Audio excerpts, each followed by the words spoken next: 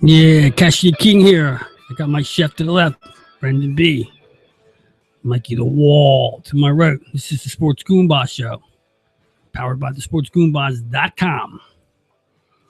First hour of the show is brought to you by Seal Roofing. Seal all your roof problems up with one call, 215-533-4066. The number one roofing company in the Delaware Valley. 215-533-4066. Check them out at sealroofing.net. Give us a call, 267-563-2893. 267-563-2893 is the Sports Goombahs hotline. You can text us, too, if you don't want to call in. Take your text and we'll answer any questions.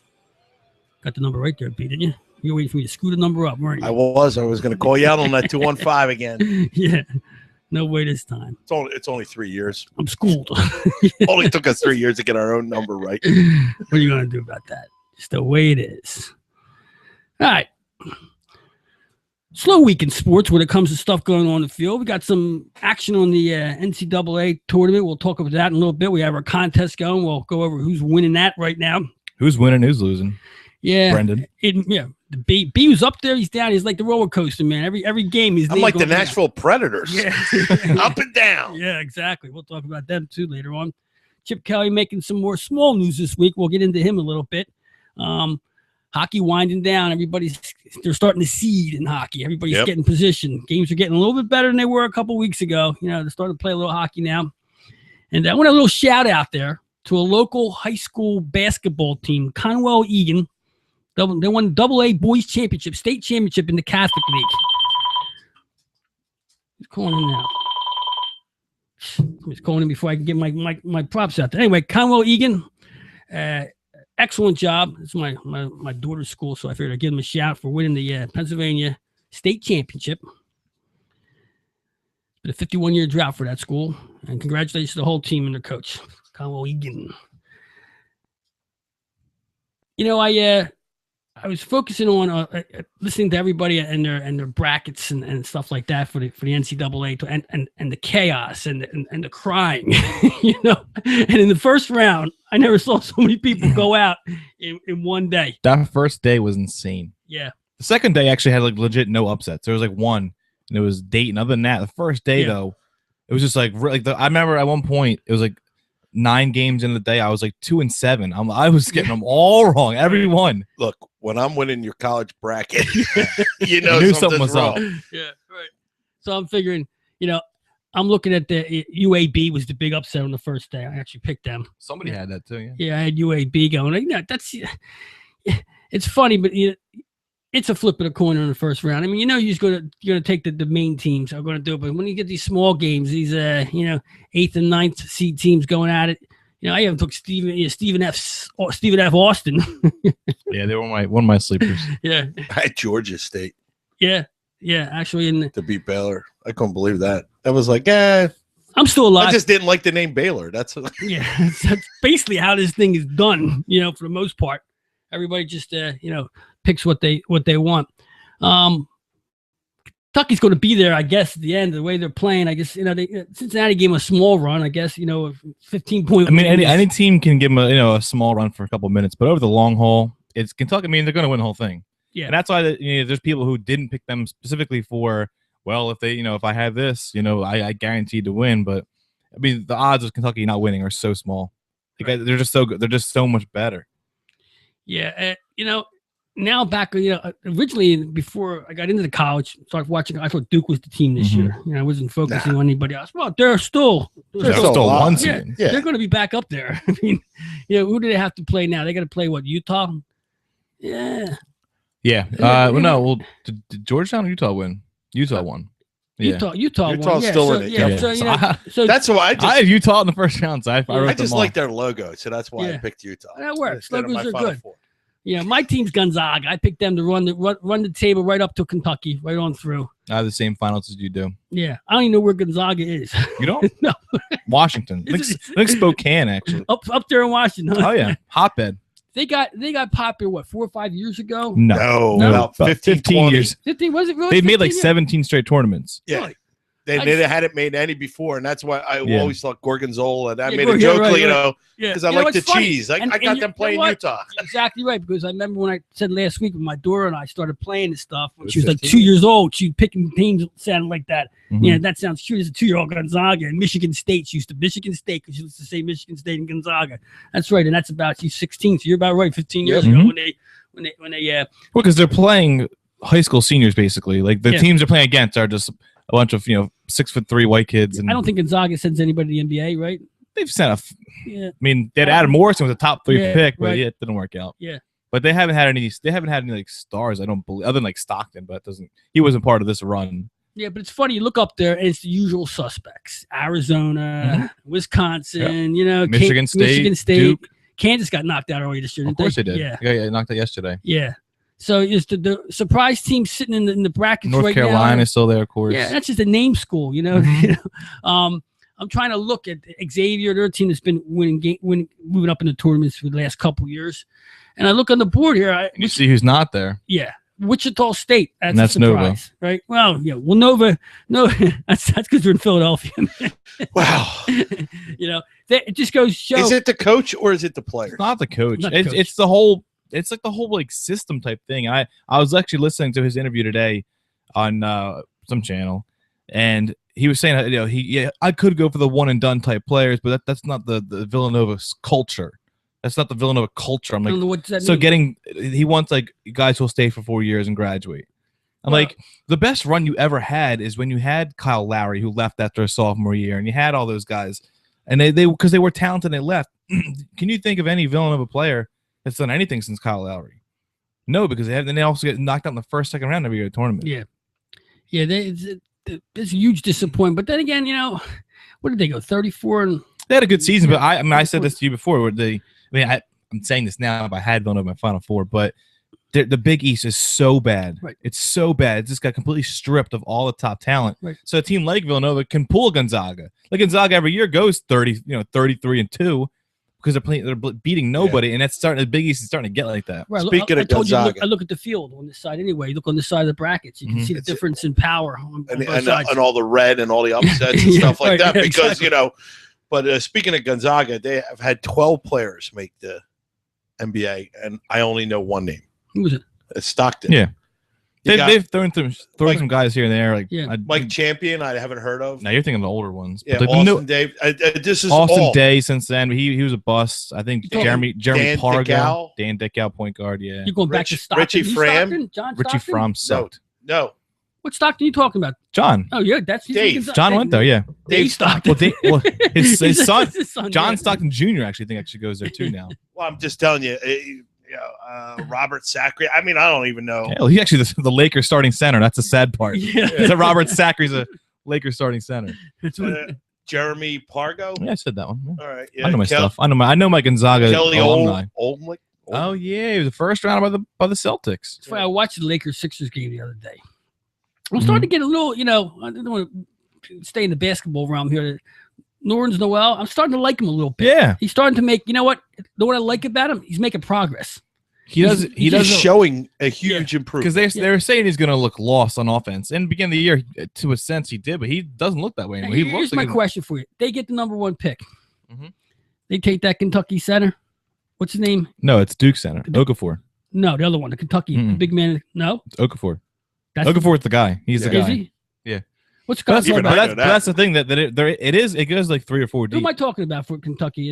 They have a couple guys. Towns. That's what I'm talking about. I watched him play. Pretty good. I mean, I've seen him shoot up to. I've seen mocks with him #1. Yeah. Towns now, but Okafor's still a guy. He's been the guy, and then the guy from Ohio State is another one. So you bring Okafor in here, and we get to pick. What happens to you? Trade Noel? A lot of people say you trade Noel. Wow! After all this, I know.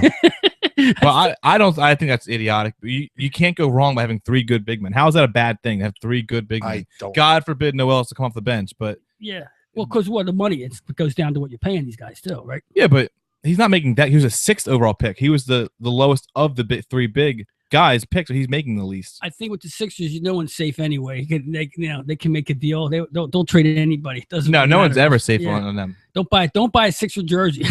That's what you can't do. They don't buy a jersey in any sport anymore.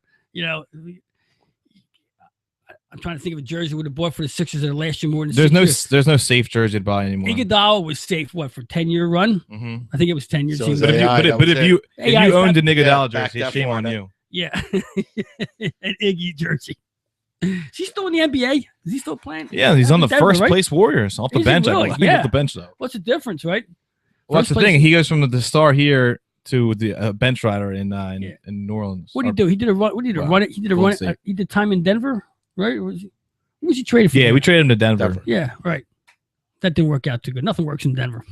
They're awful. Yeah, they were awful when AI was there for a while. Yeah, Carmelo didn't do nothing for him. So the Sixers are fighting New York for the worst record in basketball, right? New York. No, we're not even actually. We're actually almost the 4th worst now. Yeah, but still, it's the same lottery balls for the most part, right? No, it's a big drop off from one. Really? Yeah. Why can't I? Cleveland will get it again. It doesn't matter. Oh yeah, they'll win the championship and somehow win the lottery. They're not even in the lottery, but they'll be opening that thing like, oh, Cleveland. They would have made a pick 7 years ago. They came true now. Get another first-round draft pick. I don't know. Yeah, the Villanova upset, of course, upsets this town because they're part of Philadelphia and people were talking big things for them. They were our only chance. Of course, this was the anniversary of the 1985 team. What's it? 30 years? Right? That would be 30. 30 years, right? 30 years since they did. Congratulations on your math. I'm not very good at math, believe me. That's one of my down points in life. Anyway, 30 years ago, Nova did what you would have to do now to Kentucky if you beat them. Any one of these teams that takes out Kentucky would be like that because Georgetown back then was that good, had that many stars. I mean, that team sent four players to the NBA. I think quite possibly. Yeah. So that would be the same thing. And now they were all talking about, oh, Nova's got a chance to run. He can make Kentucky. You never know what can happen once they get there. Well, one thing you have to learn in sports, you got to get there. It's not the game 3 games after the one you think you're going to win next. That's the problem. I mean, we always hear, especially the college kids, and they're really good at it. They sit there and they go, well, I got to take it 1 game at a time. Thank God for the opportunity. Everything's about the here and now. They say it, but honestly, I mean, you look at that, they looked past it. Yep. They looked past that team, I think. They looked at North Carolina, right? NC State?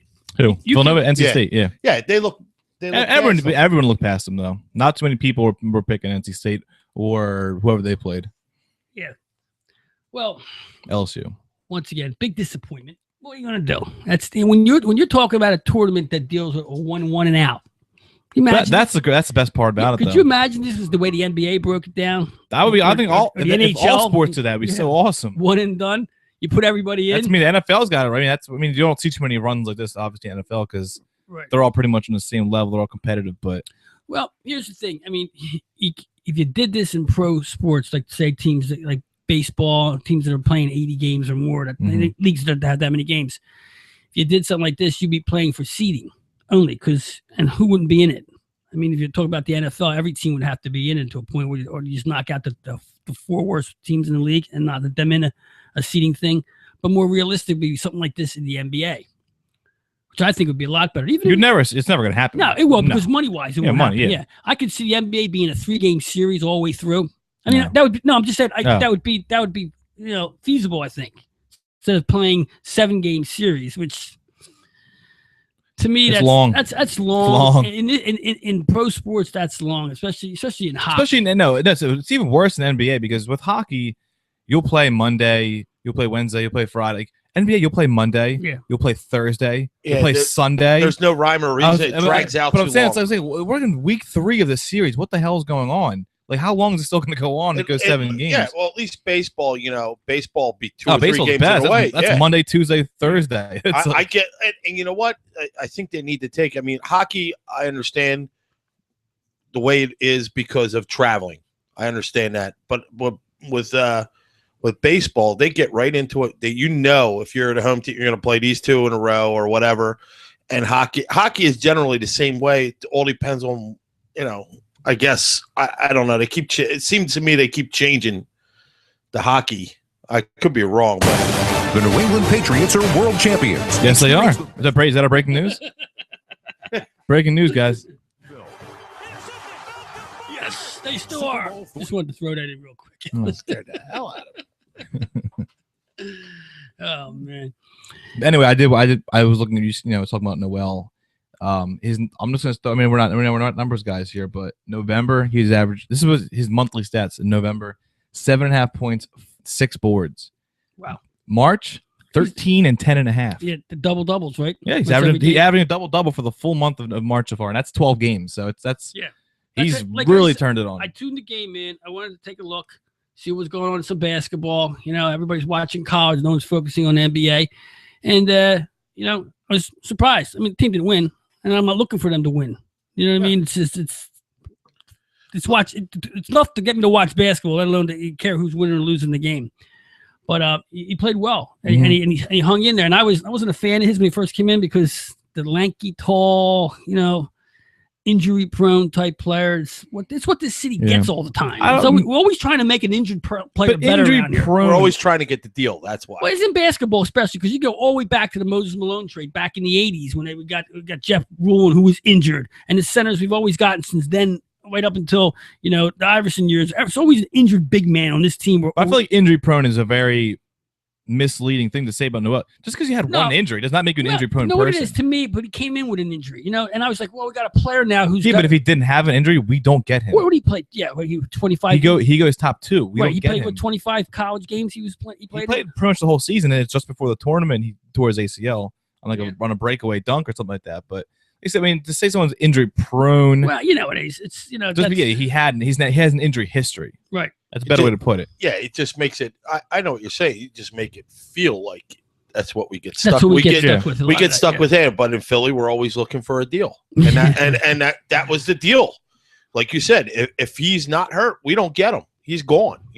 Exactly, because the guy who went like 1 pick ahead of him, his name's Alex Len. Do you know who Alex Len is? No. Exactly, and he went 5th overall. Fun of Noel.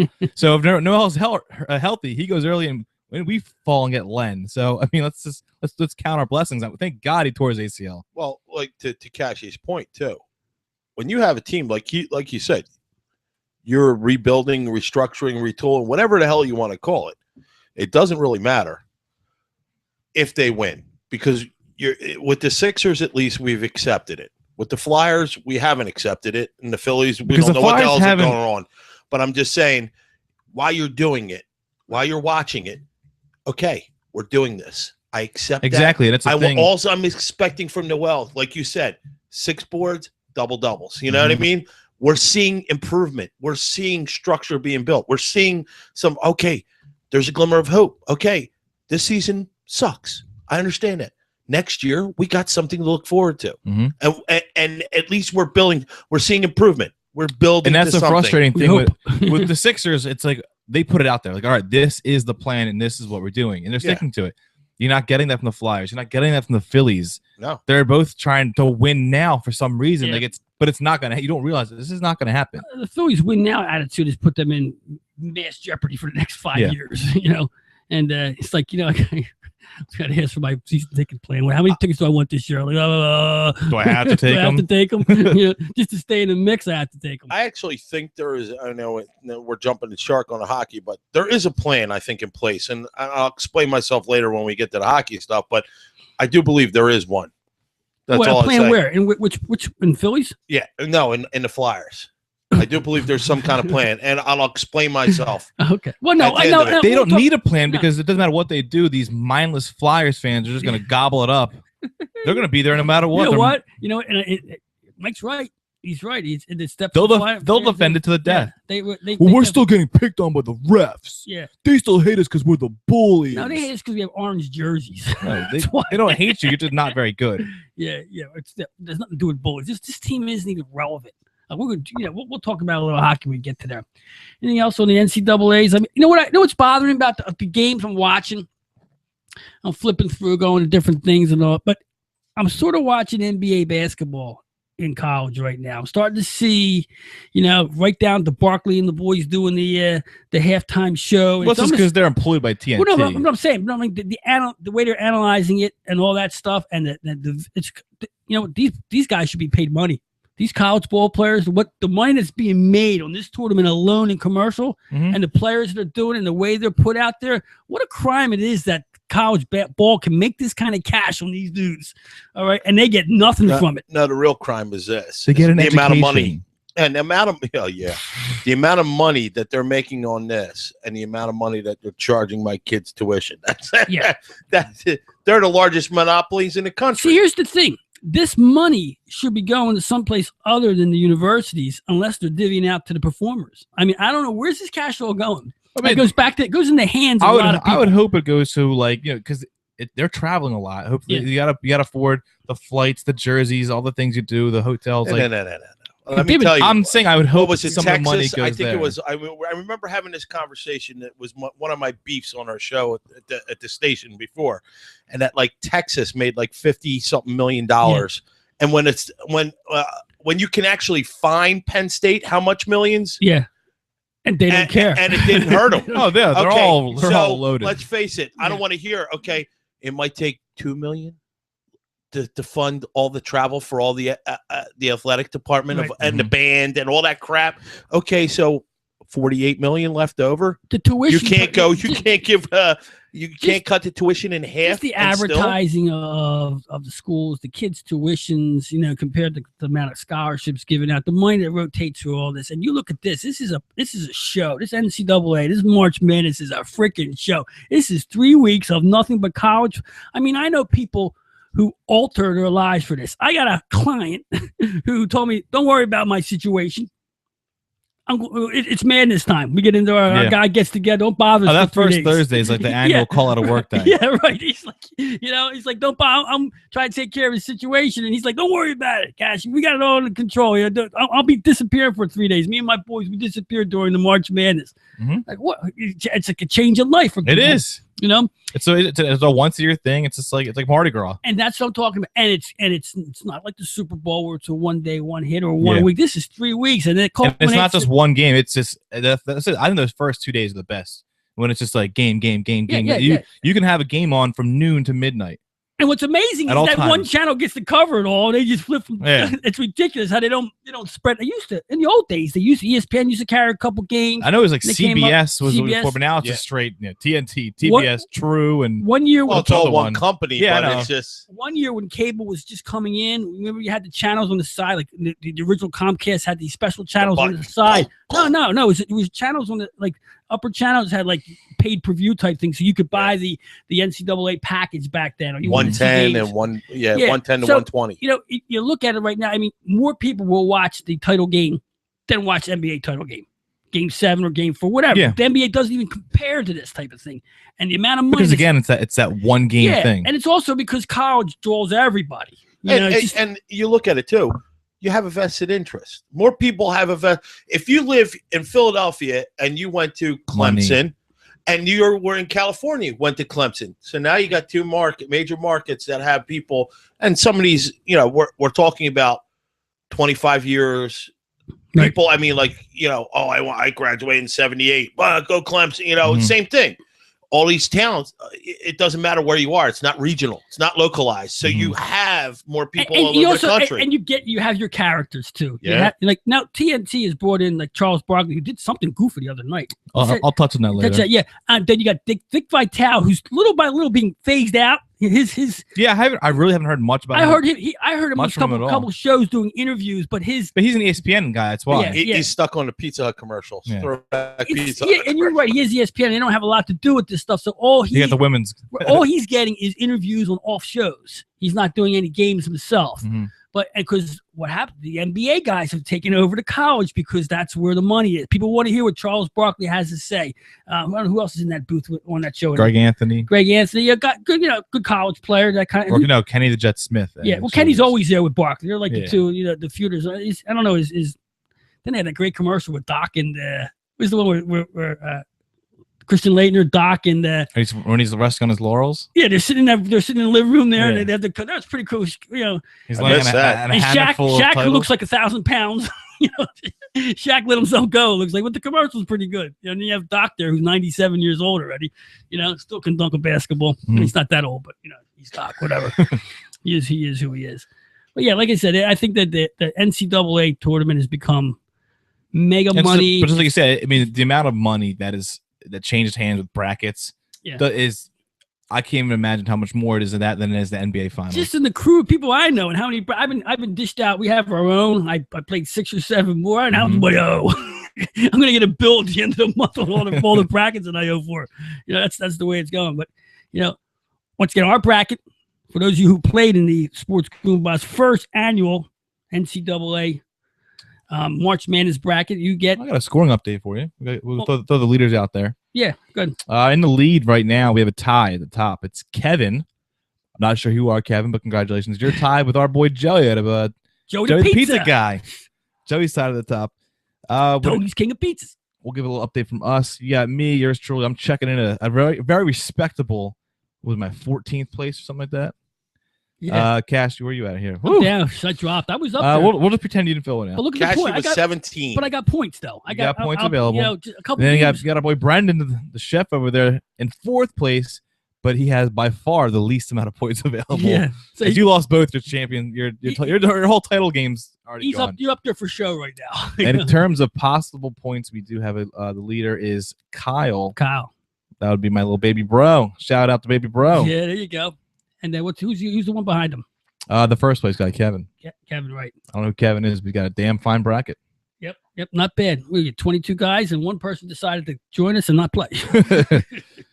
Bree or Bry. I think I probably know who it is. She's still in last. She's still waiting for her first point. He thought he saved it, and he didn't save it. He goes, I'm not up there. I can't do nothing for you. The game's already started. What do you want me to do? I'm sure if you ask him, he's like 45 or 45. Yeah. Well, the winner, they can be, unless it's one of us, gets a Sports Goombahs hoodie. Mm-hmm. Gets a gift certificate from whoever Brendan come up with. He's got something coming from somewhere. And you got a $50 Visa gift card coming your way. Spend that wherever you want it. Shirt too. Yeah. A shirt, hoodie. And if you want, you're more than welcome to come into the show. Absolutely. Spend an hour with the boys here. Brag. Drop some knowledge, because apparently you have more knowledge than we do. If you're beating us. Yeah, exactly. You're beating the Goombahs in this. Yeah, because we are the NCAA Grooves. Give us a call, 267-563-2893. That's the Sports Goombahs hotline. You can also tweet at, we changed the tweet, didn't we? It's now, you're on now, aren't you? No, it's still at Sports Goombahs. Yeah, Sports Goombahs. But see, it's Mikey the Wall now. That's just the name of the person, but the Twitter handle. Walpeasy. No, I'm at Walpeasy. You want to follow me personally. Yeah. But the name of us, we are still at Sports Goombahs. Yes. Being that I am too old. He couldn't keep up. He couldn't keep up with the young generation. I couldn't keep up with the tweeting going on here, so I gave it to the younger pups to do that kind of stuff. I'll still work that Instagram. Yeah, he's trying. Shooting pictures out there. He's got pictures of just the wall and ceiling. Not me, just the actual wall and the ceiling. He's still trying to figure it out. Yeah. What are you going to do with that? A bunch of young people coming back at me like that. I don't know where the Instagram goes out to, but whatever. We are live at the 515 studios here in Bucks County, PA. And you can join us at sgshow.net. I'm Cassidy King. I got my chef to left, Brendan B. And we're going to go pay some bills, and we'll be right back with the picks.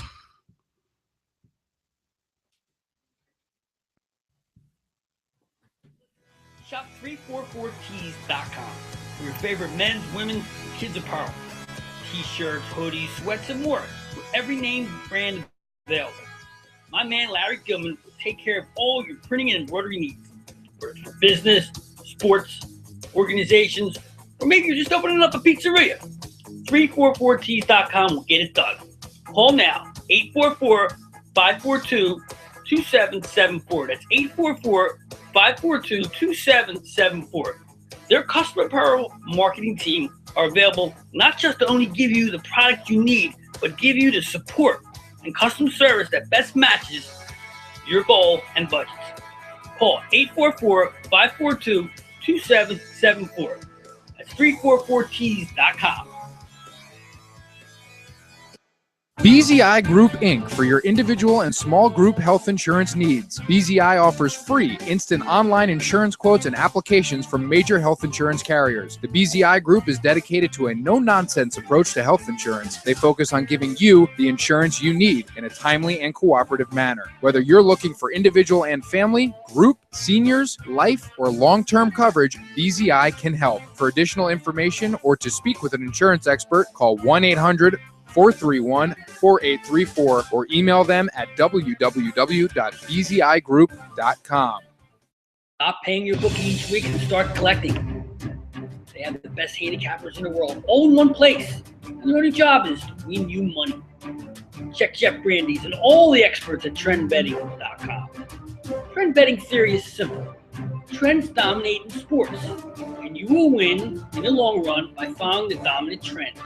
You will lose in the long run if you buck the dominant trend. Simple enough. That's trendbetting.com. When you need a good roof over your head, call Seal Roofing. They've been keeping folks warm and dry for many years now and are proud of their work. Seal Roofing and Contracting does it all, whether you need simple repairs before the next big rainy season or a whole new roof. Maybe you need new siding or windows. You can be certain that when you hire Seal Roofing, you're hiring the best. Available 7 days a week with 24-hour emergency service and free estimates. Call 215-533-4066. That's 215-533-4066 or visit sealroofing.net. Has your home or business been damaged by a recent storm and you're left to deal with the insurance company to make things right? Turn to Apple Public Adjusters and meet owners Patrick O'Donnell and Mark Stendardo. If you've suffered recent storm damage to your home or business, call 267-538-3373. That's 267-538-3373 and protect your rights and maximize your benefits.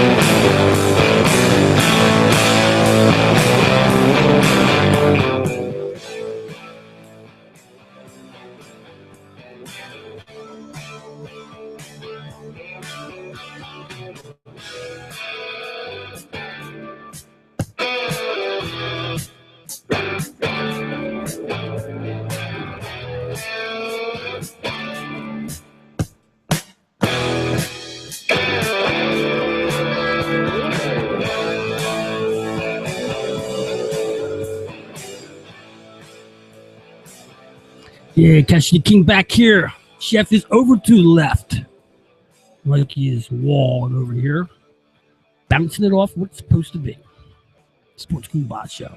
267-563-2893. This is Sports Goombahs hotline. B, 267-563-2893. You don't want to talk? You can text. We'll answer your text. Whatever you want to do. Sports Goombahs live here at the 515 studio. Bucks County, PA.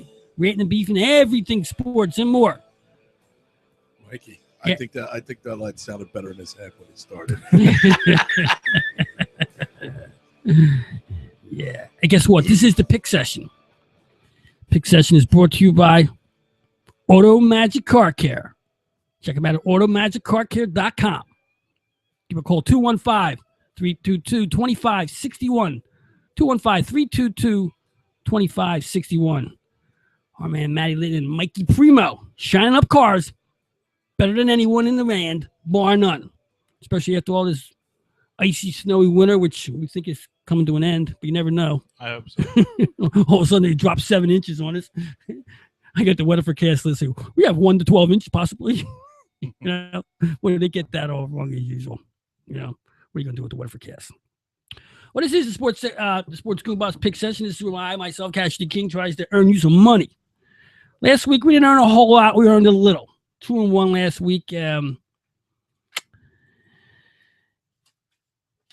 What do we no, I'm not really sure how I'm going to go with this week because I'm on Minnesota now. Okay, my Predators have they won last week, but then they're not doing it the way they were doing it before. So they're gone. I thought maybe I'd come back with them. Maybe in the playoffs I'll go back to Nashville. But right now, I'm all over Minnesota.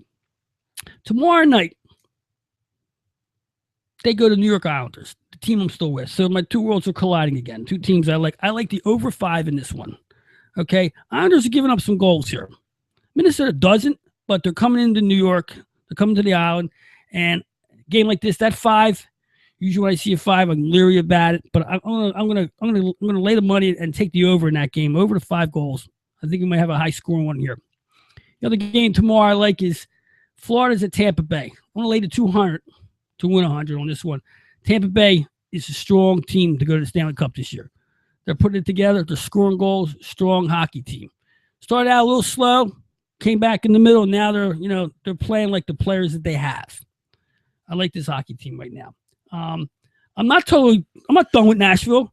No. You know, they regroup. They won a couple games. They regroup and start playing the way they did in the middle of the season.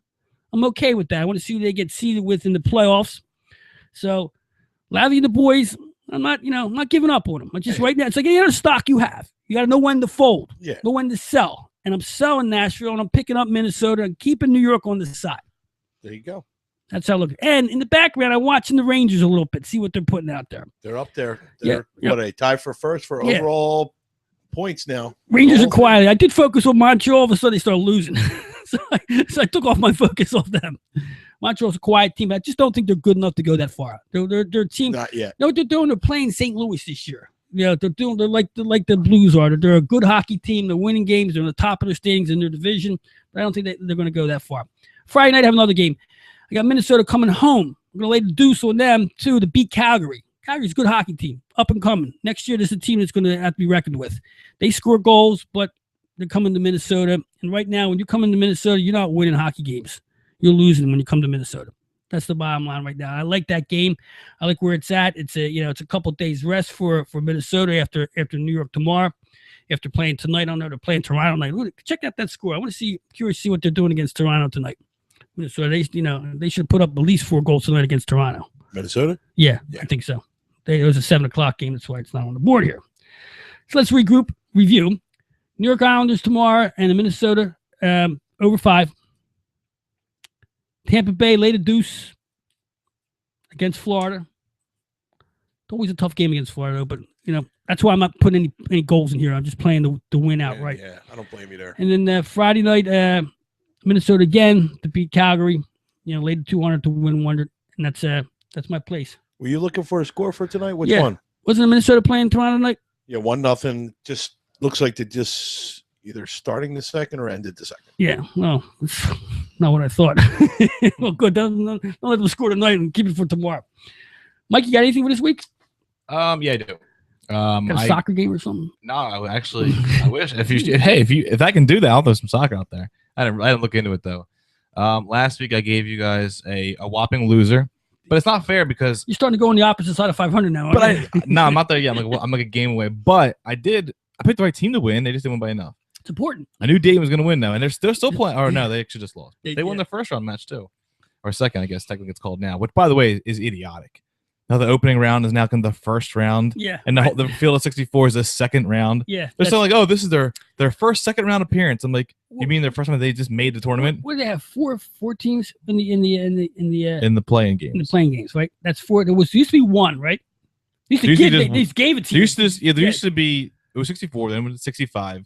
And now it's 68, and they do like the 4 games for the 4 winners. It's just going to make it 70 next year to give an even number. And 70 is a good advertising number too. You can't do 70. It doesn't get you the 72. Whatever it's going to take It's to break them ridiculous. down, to get more money. That's ridiculous. It's going to be the field of 100 by 2020. eventually, It's going to be the field of 100, right? And this will be their third round appearance. It's still not even a 64 yet. Yeah, right. It's not March Madness. It's now called Spring Madness. Yeah, Spring Madness. Yeah, right. You want to March, go right into April. It takes you right into the NHL and NBA playoffs, which is perfect for the networks. They don't have to no lull in anything. They go right into money right down the line. But anyway, I do like on Friday's games. I'll stick with the 20 here. I like Duke -5 against Utah. And that seemed like a gimme. Yeah, it does. And then, that's what makes you kind of exactly. wonder. That's what. I thought that would be the way they're playing. I thought that would be more like anywhere from like 8 to 10 point game, not a 5. Yeah, I mean it's a 1 seed against Utah. I take Utah. Of course you do. Well, you do, and the smart better would if they saw a line like that. But here's the thing in basketball: what kills you in basketball, if it's not a tight game, those lines will kill you. But throwing the ball up 3 points, especially 3 points in college, where that's 5, that's 2 possessions, right? And trash time could ruin that game. That's what I don't like about the college 3-pointer because it's so easy to do. And guys like to throw the ball up when they can. They don't mind running them up in basketball, and they don't mind laying back either. It depends on the situation of the game. But a 5-point lead, a 5-point line in that college situation, I don't like that at all. I wouldn't touch that game.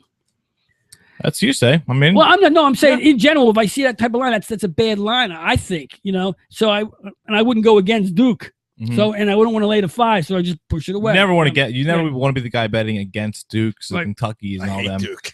I hate Duke. I'd love to see him lose. I would love it, but see, I'm not big on the going the other way when I don't like a line. I don't go the other way. I just push the game aside. You don't force it. A lot of guys do. A lot of guys will say, "Well, if it's looking the other way, you go the other way." In some cases, you might, but that's not the way I do it. I just push it offside. To me, I saw one like that on the opening round. It was Kansas, and there are two against a 15. Line's 8.5. Right. I'm like, what? I mean, Kansas won by 21. They very much covered, but I saw that. I'm like, that's one of those like, hey, wink, wink. Take whoever the hell they're playing. So whatever 15 Morgan State or whoever nobody there. I mean, they got blown out, but so I mean, you never know what those kind of like those lines that kind of look on you. You're like, hey, take me. Yeah. And usually you do, and you lose. Well, the lines are what they are. They're not there. Look, if it was Duke +2, then you have a point that this is a weird line. 5 in the Sweet 16, I think that's fine. A wise man once told me, very wise man once told me, you take those lines, scribble them out, pick the winner. Lines are just there to persuade you to go the wrong way. And I think, especially in the NFL, that's when they're in the NFL. 10% of the time, the lines come into play. NFL games, you just cross out that number and you just pick the team that you think is going to win. Don't worry about the number. The number is always something but a persuasive figure that make you go wrong. But you'd always want to be like, would you rather be betting with Tom Brady and you're like, oh, I got to win by 4? Right. Or would you rather be, betting with, Mark Sanchez and his Jet stays like, oh, 14. Man, just don't lose by 6. Yeah, that's the worst feeling. Like, come on. Right. Yeah, that's at least with Brady, it's like, he theoretically could score at any point. Yeah, right. Well, that's important. That's why Patriot lines are 12, 13 against most teams in general. Although you got a lot of good deals with them this year because Brady came out slow. So that's the best when somebody starts off slow in any sport. Yeah, it's like you gotta find your. It's like the stock market. You gotta find your Dow Jones. That's what it is. I found Nashville and the Islanders. The Islanders were starting to come up. Last year, they played okay. They had a run last year, and then they fell apart at the end, like most new hockey teams that are starting to get good do. At the end of the season, they start to lose their, Look, if you had a good eye and you jumped on the Atlanta Hawks the whole first half of the season, I'm pretty sure they weren't big favorites every game. So you probably just been rolling in it. But that's the key that I think to wagering with sports is finding your team and going with them and never swaying from it until it comes. Like to me with Nashville, I saw it. Remember, I saw it in the Minnesota. Yep. I saw it in a couple of their wins. The team started not winning hard; they were just winning games. And then that Minnesota game, when Minnesota came to Nashville, and they were hot, and they nailed Nashville, and that was part of the 7-game losing streak that they had there. It was the start of it, right? The start of it. Yep. And that was the end of them. And even though now they're winning now, but they're winning 2-1 games. They're still not playing Nashville. They're not hockey. winning that 4-2, 3-1, where it's with authority. That's it. It's not as much not as scoring, owning the game. Yeah, it's not as much as scoring the goals, but right. Playing like they are the best team in hockey, which I thought they were at one point in the season. And Pekka has been a little bit off. Yeah. He's a little shaky. Now, I always say you ride a hot goalie. Right. this, and we were talking about, coming into hockey, this is positioning, seating. This is like your time. And if you're going to get cold and you're going to get a lull, at the end of February, the beginning of March is a good time to get it, and you get your groove back. Now you're coming in the end of March here, the first week of April. That's when the afterburners kick in here. Right. No, I agree 100%. But with that said, the team that hasn't swayed at all with the New York Islanders. Yep. They've been a surprise this year, and I waited for them to drop off, and they really haven't. And it doesn't look they're going to. They're getting some of their players back who were injured during their run here. So the Islanders could be, this could be the first year the Islanders actually push forward a little bit. Come back to they're going to give the Rangers a run. I think so. Back, I don't know what the record is together. I know they won some, lose some with the Rangers this year, but I'll look it up. Yeah, those are the two teams that in the East that I like. Changing topics real quick. I mean, it's similar, but did you happen to see the Sixers Knicks the other night? Sixers were the favorite for the first time all year. Took 60 some games. We were finally the favorites, and they covered. They were like 6-point favorites, and they won. The Knicks can't play basketball. I mean, they're playing that triangle offense, but he's not coaching it. He's his Fisher. Fisher's coaching because he just got divorced, by the way, after 30 days of marriage. Yeah, well, he should not be coaching an NBA team then, because you can't control that after 30 days. That's such a poor hire, and looking back at it now, is what's his name? The general manager, Jackson. Is he going to come down coach his team? No, you don't think so? He doesn't want to tarnish his coaching record. Yeah, because as good as a coach as he is. He's not a builder. And I'm sure he's a great coach. And obviously it's easy to win with Jordan, Shaq, and Kobe and Pippen. I don't buy him as a builder of basketball teams. But he can't take who's the St. Joe's kid who's Langston Galloway and whoever the hell they're throwing out there and be a winning team. It's just going to hurt his record. He's not that dumb. Yeah, not going to take over that travesty. Yeah, it's tough to watch the Knicks play basketball. I mean, he's going to watch a game, forget that. Knicks Sixers game, it's because it's Philly. Yeah, watch it because, and we're actually the favorites for it. It's good to watch when we're expected to win. Can't watch NBA basketball right now, man. It's so difficult. There's no reason to watch NBA basketball when you have the NCAA tournament going on. I watch these guys on TV. This high school team here, Conwell Egan, play locally. Mm-hmm. I talked about it at the beginning of the show. A lot of pro prospects out there. No, not even close. But his coach name is Scalia. I have to look up his name. This team, just the way you're watching basketball as a high school basketball game, televised like a pro game, really good too. The camera work was great on this. Of course, they can even high school games get good camera work now. PCN channel, whatever, channel 6 or. Oh, so you weren't watching it live? Oh, it was live, yeah. No, you weren't watching it live. You weren't there. No, I wasn't there. No, I didn't make the run there. My daughter goes there. She doesn't play on that team. She's varsity basketball, but not on the boys. She's not the Monet Davis of Conwell Egan? Well, no. Not yet. Not suit up the boys yet? Not yet. But the way they played the game right, and that's the reason they won. They weren't the most talented guys out there, I don't think, but they played the game right. Like you look at with the tournament, look Wisconsin. I can pretty much guarantee they're not the most athletic best guys out there, but they're such a good team. My point is I enjoyed watching them play. I enjoyed watching them bring the ball up because I knew they weren't going to go down the court and dunk the ball. Mm-hmm. They had set plays. They ran their plays. They played good defense. They were, they sprinted the floor well off of rebounds and stuff like that. It was enjoyable to watch. And I haven't really sat and focused on a high school basketball game in a long time. Mm-hmm. And that's what I was saying to you. College is almost becoming like pros now, especially in this tournament. Well, that's the problem is that like these NBA players, and now it's getting younger and younger. They're kind of too talented and they're too athletic for their own good to where it's not really a sport anymore of a play and this and that. Not it's a just team like, sport. Not a team sport. It's just like it's all right, individual. How much quicker, faster, and stronger than you that I can just run by you and dunk it. Like that's how it's getting. It's not. Yeah, that's what I've said it before. It's an ESPN highlight. Training. Mm-hmm. It's what it does. Is who can get on and ESPN promotes that kind of stuff, and so does NBC Sports, and all of them do. The highlights used to be game-winning plays that you'd watch. Football now highlights are just plays. Mm-hmm. The team could be losing by 20, but he had a super dunk, so he gets the highlight reel. So there's rewards for just making great plays. Mm-hmm. And in basketball, there's a lot of them in a game. Yeah, and the worst part of it, you look at the top 10 or the best plays or whatever, and you see like 5 or 6 of them are basketball because it's a sport really that only lends itself It's the one that lends itself most easy for you to shine. Yeah. On your own, where I'm going to just shake, dazzle, whatever. Right. Let's face it, it's easier to get through a couple of defensemen standing flat-footed than it is a couple of hockey guys because you're allowed to hit them. Mm-hmm. And it's hard to get through. Yeah, and a stick to stop somebody. Yeah, well, yeah, and two, and it's harder to get. You give LeBron a stick, he'll stop you. Yeah. Right. And it's harder to get through an offensive line and a defensive line and stuff like that. And baseball, same thing. You have your one moment to shine at the plate, or your one moment to shine as a pitcher. No, you and can then the rest in the field. In the field, well, but you said not always. That's it's not always out of your element. Exactly. You can go a whole game and knock out one ball in center field. Yeah, unless you get substituted because the ball always finds a new guy for some odd reason. But well, it's all about the show. You know what I mean? It's hey, look, when you make it on ESPN Sports Center or whatever, I mean, some guys that's their own chance. They're not winning titles. That's their only archives they're going to have. Mm-hmm. You know, so they're going to keep doing it. If you're in a bad team.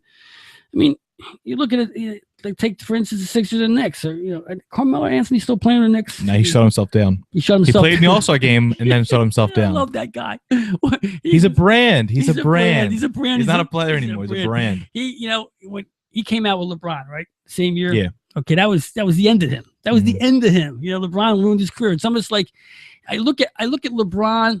He took everything away from Anthony, like Jordan took all those championships from the guys that would have won them if he wasn't in the league. The Charles Barkley's, who else did Stockton, Malone, Karl Malone. Let's go to the phones. Let's see who's brewing in. Sports Goombahs, welcome to the show. It's the Sandy Man. Oh yeah. Another season starts tonight with This Week in Baseball. There we go. Well, I'm sure you got a lot to talk about this. You're going to talk about the Phillies, obviously, right? Yes. I have a prediction, but I want to hear yours first. I want to hear your starting lineup for the ball club as of this date today. Well, here's a real problem. What we know now. Here's a real problem with that, Candyman. I don't know who's on this team. Well, sure you do. No, I don't. Not really. I know. Well, I know that everybody's injured. That I do know. I know that your boy Freddie G. That's what we're going to call him this year for the Phillies. Going to be Freddie G because he's the face of the Phillies all of a sudden. All right. The only thing I look at the Phillies, and the only thing I find salvageable is Cody Ashley. Salvageable. Can you believe we're down to salvageable now? Yeah, exactly. I feel like this is as a die, and baseball is my favorite sport. I love watching. I can watch any of them. Wow, it's gonna be hard to watch the Phillies this year. But the only problem, unfortunately, he said he wants to know what our starting lineup is. They're really, other than like left field, there is no debate. You know what it's going to be. You know you're going to get Revere, Brown, Howard, Utley, Galvis, Ashton, Ruiz. You know you're getting that. You just cheated. You looked all that up. Well, yeah, but I know who they are. But that's what I'm saying. But the reason I looked it up is because I don't know who's in left field. Is it Darren Ruff? No. It's what you call it. Who's left field, Candyman? Sizemore, Herrera, well, Danks. Here's my line. It's gonna be a platoon. Here's my line. I lead off with Freddie the Man Galvis at shortstop. Wait. Freddie the who? I follow up with Ben Revere in center field. I got Utley at second base, and of course, Heavy to Howard at first base if he lasts.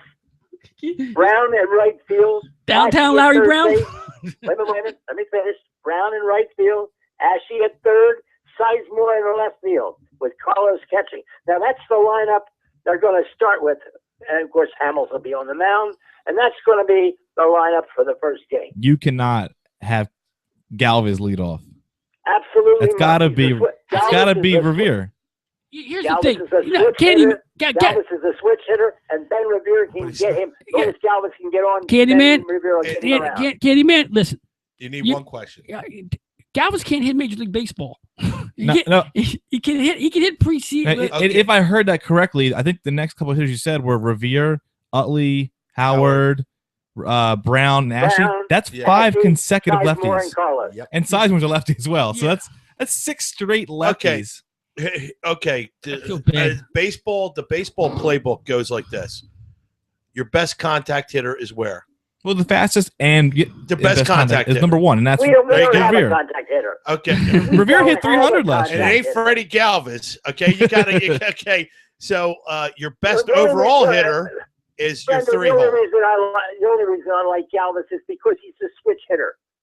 But that doesn't do any good for you in leadoff. But he can also bunt, and he's fast, and But and I figure he gets on. Revere's and Revere faster. gets him around. He should be your 6-hole hitter then. He should be your 9-hole hitter. Well, Should be And, behind well, Havis. on this team, he's a 6-hole hitter. It's a freaking shame. well, you got it. I mean, I hate to tell you this. As much as if you're trying to make sense here, you got to look at it like this. You need it to where they're not going to keep. And it comes 7th inning, this team is shut down. You know that, right? Right. 7th, 8th inning, because you got there's all lefties, right?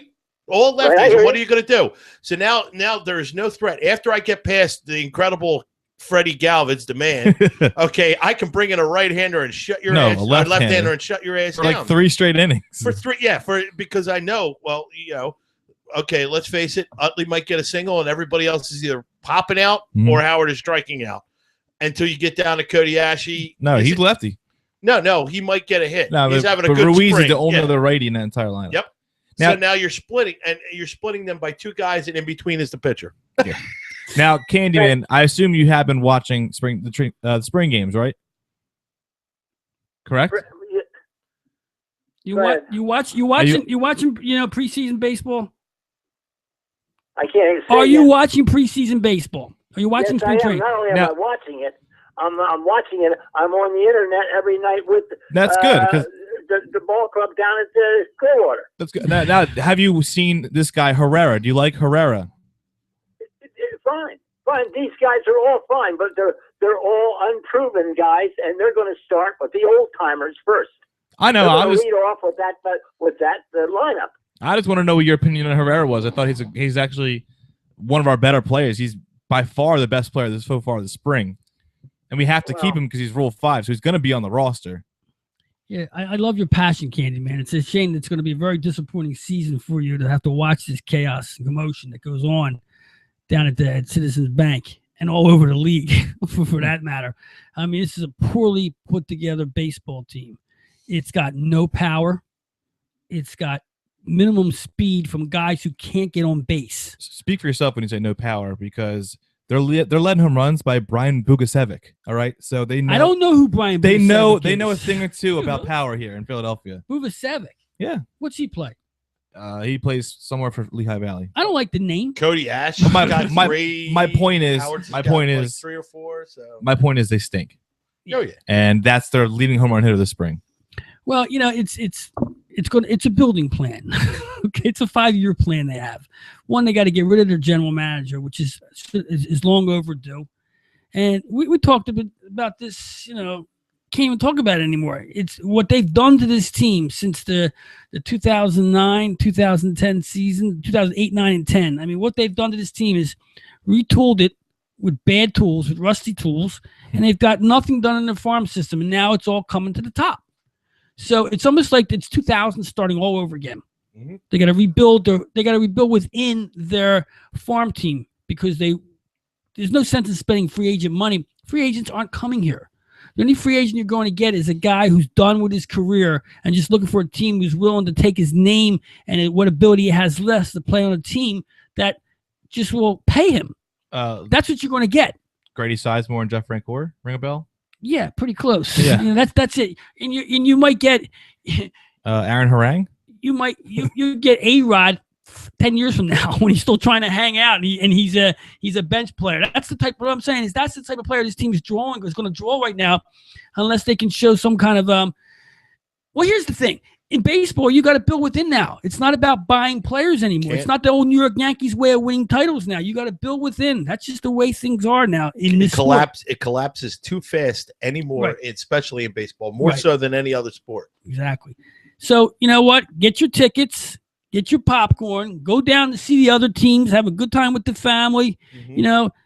Still a good night out. Yes, good train. It won't be Always as much. a good night out. Look, it won't be as much traffic as usual, so it Yeah. won't be 2 hours up and 2 hours The back. lines won't be so long for a No. cheesesteak. That's right. And who knows what you might find out there. You may be able to sneak down to the lower seats if you don't have the good seats and that kind of Hey, stuff. you know what? Just jump in left field for an inning. Yeah. Yeah, right. Hey, Candyman, you know what? It's National Puppy Day. Go out, get a dog, name it Chase Muttley, and he'll probably hit better than Galvez in first place there.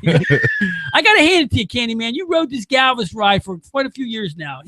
4 years since I sent you down to spring training back in, 2010? I think it was, right? Or 2011? 11. I sent you down there. You came back. Ooh, this guy, Freddie Galvez. You gotta is watch gonna be this good." Galvez kid. Yeah. Freddie G, the G-man, Well, he's getting his chance now. His guy.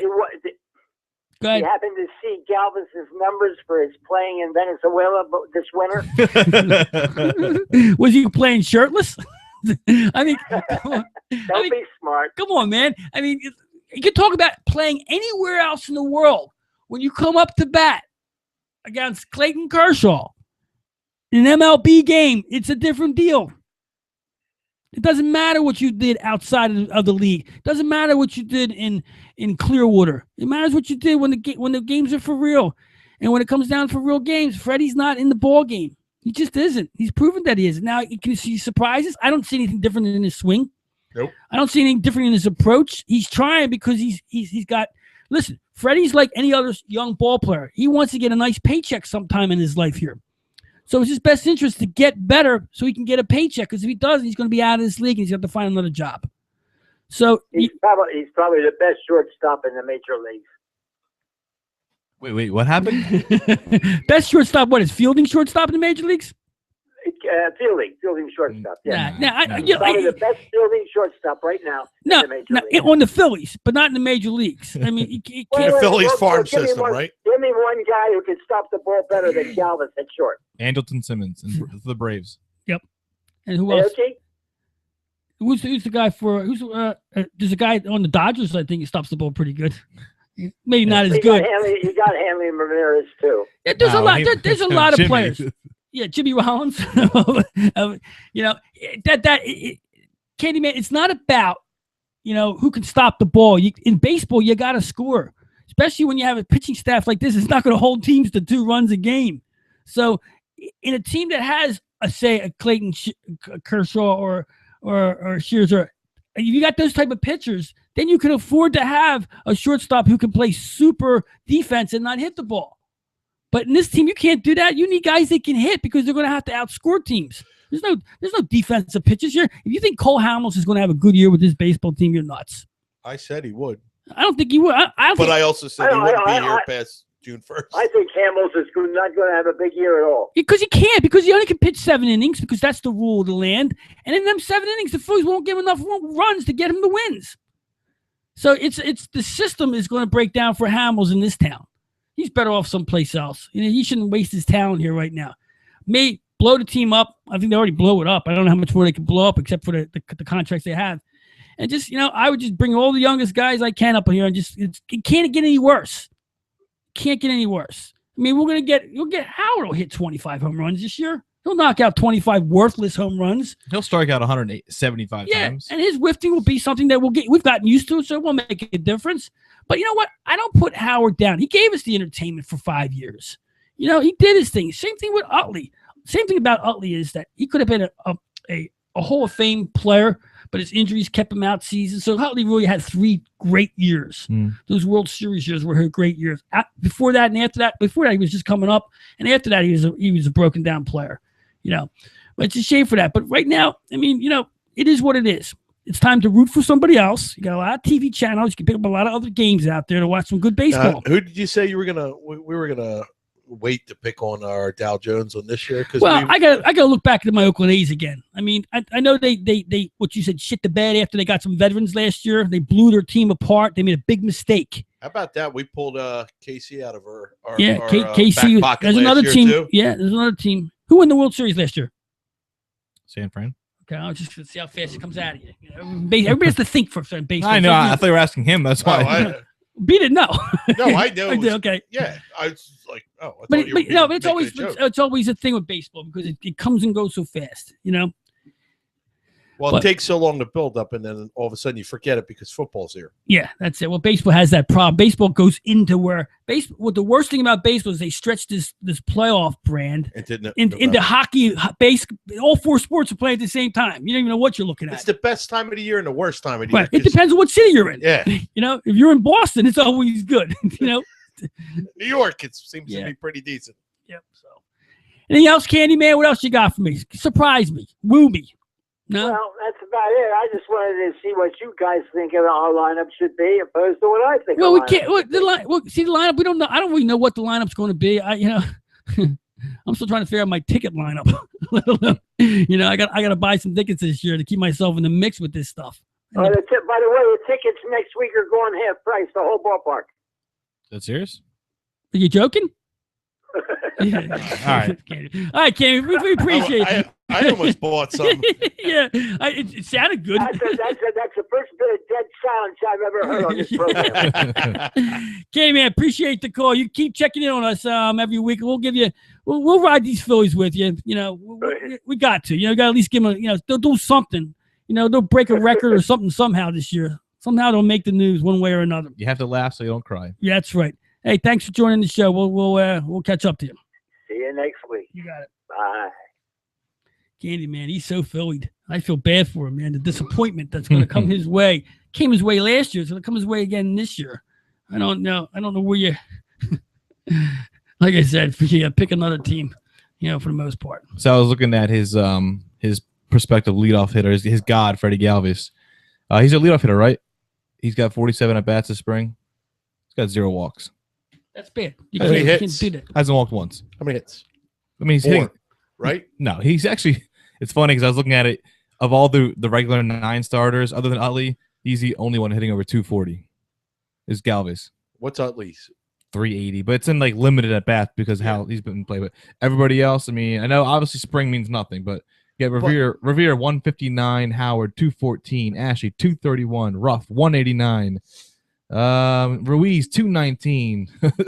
This is your Phillies. Yeah, these are your Phillies. Yeah, well, you know what? It was like this before, and it got better. Might take a while. Maybe your kids will see a championship. But I feel like even when they were bad, grandkids. When they were bad, they still had you had Roland who was players. And you knew Rounds was on the horizon, but this team what do you have to look forward to? That's the problem. You don't have that young star here, and Cody Ashley's not that guy. We just mentioned it. No, Noel. Our quote unquote young star was Franco. He hit 200. Yeah, and he got sent down. So it's amazing how major league pitching will destroy a guy's career once they come up. And I don't get it when it comes to spring because you got to assume when Franco's in the game, he's pitching against other guys who will soon be bagging groceries in 3 weeks. Right. So why are you not hitting the ball? Yeah, sometimes it's you get to that level too, and you can't cope. Look at it's the show. I mean, it is what it is. It's like anything. It's performing. You got to perform. A lot of eyes are on you. When you're playing these small parks in college or in the farm teams, you don't get this kind of pressure. When you come up here, you got the news media in your face. You got cameras. You got everybody back home watching your games. You got professional announcers calling your name out there. It's different. It's like anything else in this world. You can't take the pressure. It's going to hurt what you're doing. For sure. I don't know where I heard it, but I had heard it one time, and it was best sums up baseball. Baseball is a series of failures. Yeah, and whoever fails 33% of the time gets in the Hall of Fame. Right. If you look at it like no, if you fail 75 or 66%, yeah, you fail. Yeah. If you only have to be good 33% of the time, and you're in the Hall of Fame. Yeah, I mean it's amazing. They keep track of it's a stat sport. As much as we're not a stat show, but it is a stat sport. Everything about it, you have to know this. It's a sport you need to do your most homework for. Well, we talked about with being a stat sport, which is you have to stat yourself for the upcoming games. In the middle of a game that you're playing on a Tuesday night, you have to look at Thursday night. You got to make your decision. Can I put that pitcher in? Because maybe I can't. I got him going. I need him for Thursday night because this guy's not going to be able to pitch because he pitched yesterday. So your decision making, that's why you need bench help. That's why baseball, you really need the bench coaches. It's key. Good bench coaches. Yeah. Good bench coaches. Not Milt Thompson. Milty. No. No Uncle Milty. Yeah, just to throw a quick comparison out there, because Franco is our future star, the third baseman. Meanwhile, the Cubs have their future star is kid Chris Bryant. They drafted like top 5, all this stuff. He's only got 8 home runs and 25 at bats this spring. So that's terrible, man. How could he not only have? How could he only have 25 at bats? First of all, 8. What's that slugging? What's the slugging? Like 7? 700. 8 hits in 25 at bats would still be hitting. You'd be hitting over 300. Right. Yeah. 8 home runs. That's what I mean. Home run percentage is 333. These are the type of players the Braves bring up. Not Braves, Cubs. The Cubs. That's what I'm saying. They've been so bad for so long. At least this is what I mean. They have something to look forward to. They have this kid. Yeah. Looking forward to. We have nothing. Right. We always had, as you can think back, we always had, like when Pat Burrell came up, he was the hitter. He was the guy that we thought could be the next home run power guy. And then you came up with Ryan Howard. We heard about him in the minors. When we're going to get Jim Tomey out of here so we can bring Howard up. And then there was not Cody Ash. Who's the other guy? Darren Ruff right now. Ruff was he's like 27. Like he's like but he was supposed to be back. He wasn't supposed to be, but it was like he'd be out of nowhere hit like 35 homers. Right, 3 years ago, and that was Well, that's how Howard did it. But he still can't get on the field, ref. Yeah, that's once again, we don't have that player. We don't have that. All through my life as a sports fan, as a Philadelphia Philly fan, it was always a player on the baseball team you were watching. Whether it was Roland at third base when he came up, in the 90s, and then prior to that, even when it was down to going back to the 70s, when you had the Mike Schmidt coming up, and even when you had Dalton catching in the 80s. Schilling and you had a lot. You had players to watch coming up. There was at least 1 or 2 players you could hang your hat on. Right, not hanging it, but a young player who you can watch grow. Like the Jimmy Rollins when he came up. He was terrible baseball teams, but Rollins when he came to the bat, stole bases, ran around. Next thing you know, all-time hits leader. Right, and he made great plays in the field too. Right now, you don't have that player. I'm going to the Phillies game to see Howard. No, it's who are we playing? Who are we playing? Who's on the other side? I want to see Steven Strasburg or Bryce Harper. That's what you're going to see. You're going to watch a lot of Nationals games this year. They made the joke that I remember like a couple years ago we were, it was Citizens Bank South. Yeah. Now it's what Nationals Park North. Now it's just Washington. It's just Washington West, North or South. You know what I mean? And now the Phillies will be saying, "Well, you can't bring Washington fans into our stadium. We're going to put a moratorium into zip code, whatever." What they do in Washington? They did something to stop us from coming there. Yeah, you had to. It was ridiculous. They had something with their driver's license or something like that. You couldn't buy it. You can't do that. They did it. You know what's ironic about Washington? We do that to them with all our teams. The Flyers go down and fill that stadium. Sixers used to do it back in the day. In football, well, I don't know. The Bullets, right? Was the Bullets back then? Yeah. I don't know if even the Eagle games. When you remember when the Eagles had Deuce Daly, you always heard the Deuce in the background. Always, the loudness. So you knew you had Eagles fans, and that's Philadelphia sports fans do fill other stadiums. They travel everywhere. I mean, like just know that everywhere I've worked, or there's always some group of people. Hey, we're running a bus trip. Yep. We're running this. We got 5 games. It's 180 bucks a game, and we're going to Fenway. $80 a game or whatever, because it includes your bus trip, a couple food, burgers, stuff like that. You stay overnight, and then you come back in the morning, or whatever the hell it is.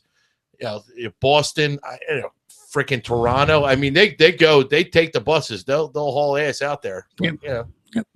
They're loyal. That's for sure. This town's always loyal. They're loyal. Sports that's why the passion here is like no other place. That's like I was talking about, Shady McCoy going to Buffalo, blowing his mouth off about how, Chip Kelly, was DeMarco Murray was panicking. I'm thinking to myself, look at you, man. You go to Buffalo where players go to die. You go to Buffalo, you're done. Your career is, 12 Owens ended up there. There's about 5 or 6 other players who ended their career up in Buffalo. Who knows? He could kill it like OJ. Here's the thing. Come on. Brandon, I got I have an epic speech going on right now. You're going to throw the juice in there.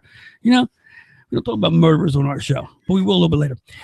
What I'm saying is that, he's bummed he's in Buffalo. He doesn't have 2 sports radio shows bloviating all day about sports there. They talk sports 5 hours a day, maybe on one channel, and they don't really give a shit. They're more interested in how much snow they're going to get or who's going to get buffalo wings down their throat faster. But he doesn't have the media. He's not going to have a place full of guys with mics pounding him every day. You're not going to have the LaShawn McCoy show. Yeah, he might have the show, but he's going to have 10 listeners. You know what I mean? So his beef now is he's bummed that he's not in Dallas. in one of the two new Los Angeles teams we'll talk about later that might be coming up, or in a bigger media right now, like Chicago or a bigger town. McCoy's can get Buffalo that's it. They got the Buffalo Bills. They got a hockey team that's just terrible. They don't have basketball. They don't have baseball. So he's the shit there in a shitty town. No disrespect for those from Buffalo. When I say shitty town, I mean a shitty sports town. I mean it's the Buffalo Bills are the people who come to that stadium for hockey and football. You know, and that's the deal. And he's not going to. They did have a loyal Sabre following for a long time. Here's the thing. I'm saying it's not going to be until they started losing and they're not so loyal Shady anymore. McCoy doesn't get on Letterman as a Buffalo Bill. He could get on Letterman as an Eagle. Yeah, but he could. You know, if he they won a could. Super Bowl. Yeah, just in general. I mean, Deshaun Jackson made it to the talk shows, you know, for being the way he was. He got there. But, you know, I know, you look at McCoy, and he's bitter because he knows he left a team that's moving up and has an idea what's going to go on. And he's not going to be a part of it because, you know, I don't know what it's. To say the Pat is idiotic. Let's just call it what it is. It's idiotic. He's jealous. He's jealous. He's pissed. He didn't like the way the whole thing went down. And how dare you trade him? That's the whole idea in his head right now. How dare you trade me? And that's the worst part because let's face it, trading somebody in NFL anymore sucks. I mean, it's like, but it's happening. It used to be. Oh, you don't make trades in the NFL. You don't trade players in the NFL. Now it seems like it's becoming the norm. It's a way to unload what you don't want. Right. That's why you couldn't do it before. Like, I mean, before it was like, oh, I'll just hold out. I'll just hold out for free agency or whatever. I mean, pretty much up until this year, maybe last year, you never heard of people just cutting. It was like, I'm going to cut a $10 million guy, like Deshaun or what the other guy in now they always had the June 1st cut days, and then you see the big names go, but you never had big trades. That was one thing you never had. No. The last big trade prior to this one was the Herschel Walker. But they always had draft trades. Yeah, you never saw players getting swapped. What was it? Bailey for the Denver Broncos? Who's the defensive back? Champ Bailey for Portis. That was the last big superstar flip. Big. That was a flip because one for one, and prior to that was the Herschel Walker deal for Dallas to give them their Super Bowls, and that was it. And the next one to come up the line is the Chip Kelly deals, but he bangs them out 2 or 3 a week. You know, he's not waiting for the one big one. He's banging out quarterbacks. He's just busting the whole thing up. You don't think Kelly has an idea here? You guys are nuts. All right, we're going to take a break, and we'll be back, and we're going to finish up the fun. Well, it's already 17 after 10, man. We're ranting, beefing, and bloviating all over the place here. Too much Galvis talk. Galvis ate up a quarter of 15 minutes of our show. He's an up and coming budding star, right? Cassidy King, I got my chef to the left, Brendan B, Michael Wolf here too. We're coming back with some NFL talk. We got the Wall report, and then we're going to say goodbye. All right, Cassidy King, Sports Goombahs. We'll be right back. Hi, Cassidy King from Sports Goombahs. Listen, shop 344tees.com for your favorite men's, women's, and kids apparel. T-shirts, hoodies, sweats, and more with every name brand available. My man Larry Gilman will take care of all your printing and embroidery needs. Whether it's for business, sports, organizations, or maybe you're just opening up a pizzeria. 344tees.com will get it done.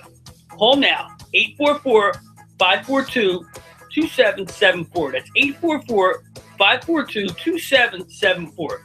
Their customer apparel marketing team are available not just to only give you the product you need, but give you the support and custom service that best matches your goal and budgets. Call 844-542-2774. That's 344tees.com. BZI Group Inc. for your individual and small group health insurance needs. BZI offers free instant online insurance quotes and applications from major health insurance carriers. The BZI Group is dedicated to a no-nonsense approach to health insurance. They focus on giving you the insurance you need in a timely and cooperative manner. Whether you're looking for individual and family, group, seniors, life, or long-term coverage, BZI can help. For additional information or to speak with an insurance expert, call 1-800-431-4834 or email them at www.bzigroup.com. Stop paying your bookie each week and start collecting. They have the best handicappers in the world, all in one place. And their only job is to win you money. Check Jeff Brandy's and all the experts at trendbetting.com. Trend betting theory is simple. Trends dominate in sports, and you will win in the long run by following the dominant trend. You will lose in the long run if you buck the dominant trend. Simple enough. That's trendbetting.com.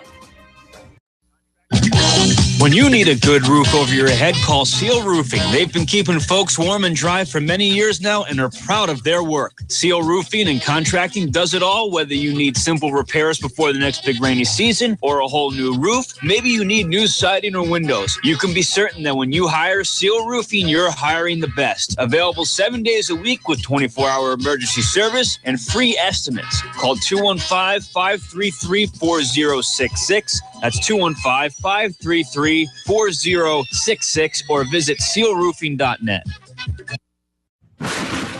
Has your home or business been damaged by a recent storm and you're left to deal with the insurance company to make things right? Turn to Apple Public Adjusters and meet owners Patrick O'Donnell and Mark Stendardo. If you've suffered recent storm damage to your home or business, call 267-538-3373. That's 267-538-3373 and protect your rights and maximize your benefits.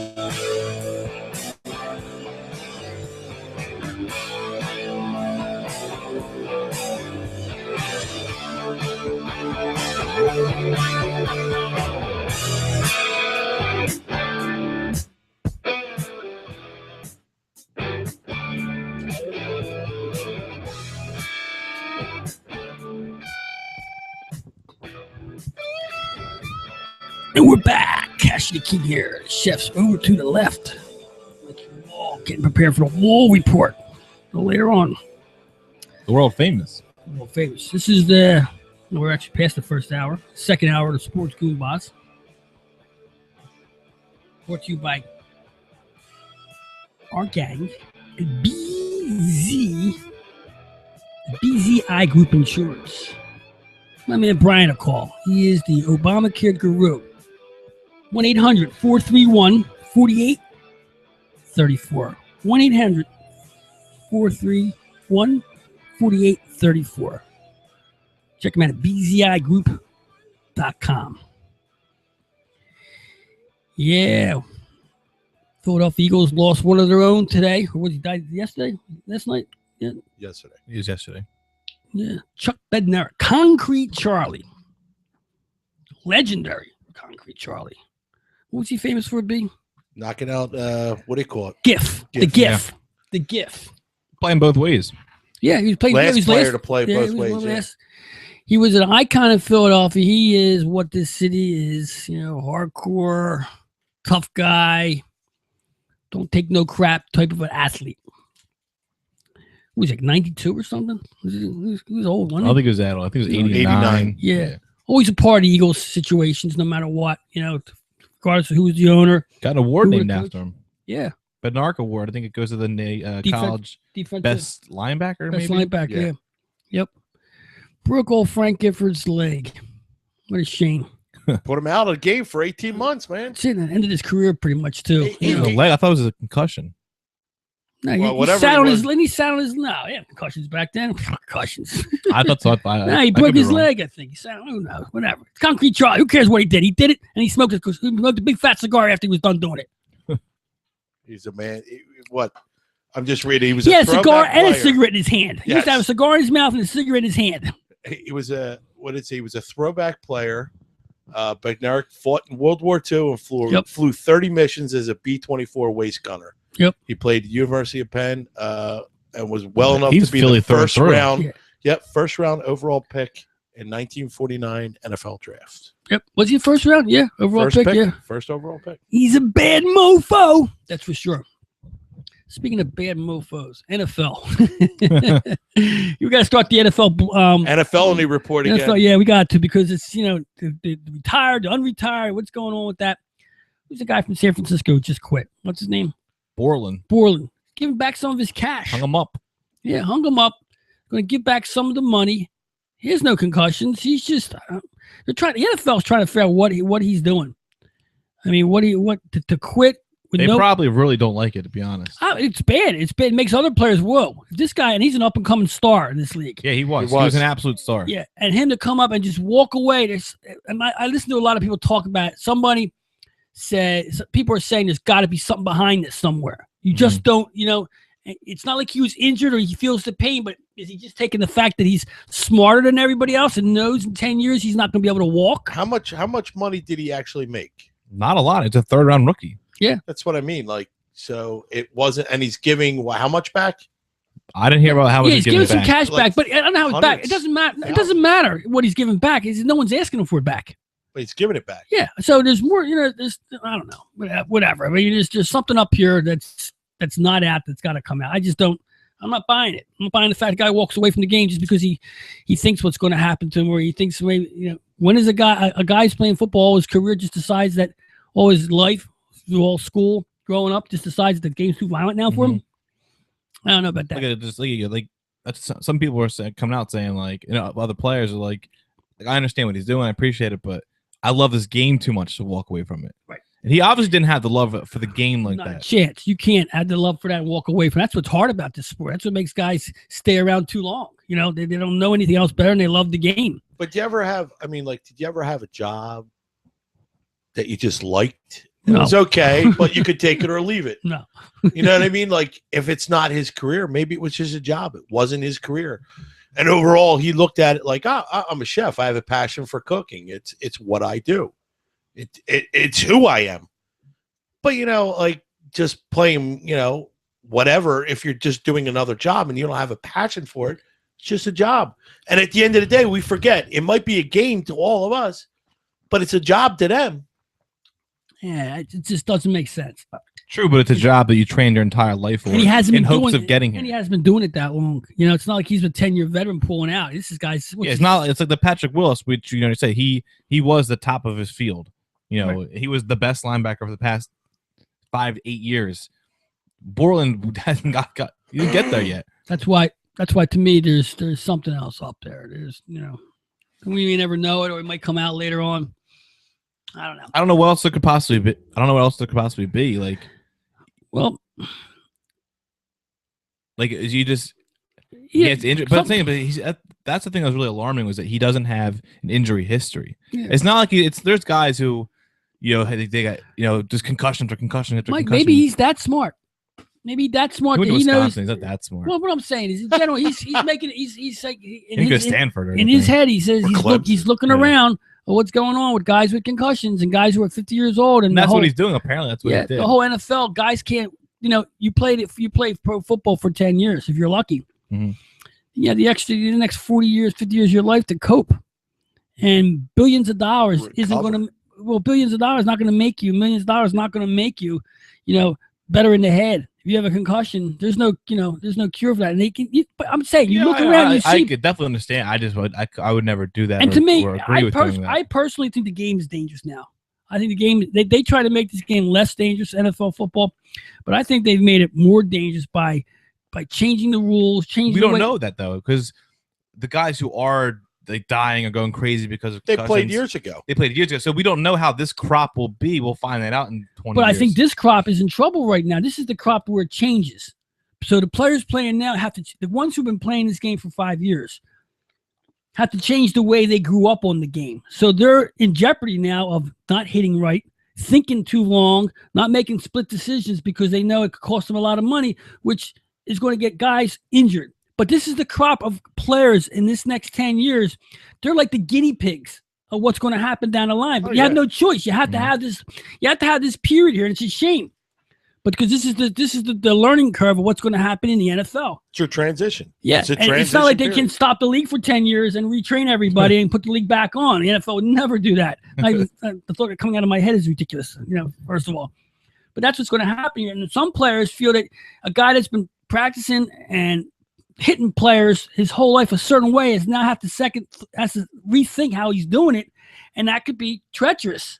Well, in the field of play. Look at now. You have all the guys that had the concussions because of either poor helmets or the wrong kind of helmets growing up, like in the 70s and 80s. There's also poor sideline doctoring too. They weren't diagnosing with this. Exactly. And then it was kind of a pat in the ass, get back out there. Yeah, go. I'm good. I'm fine.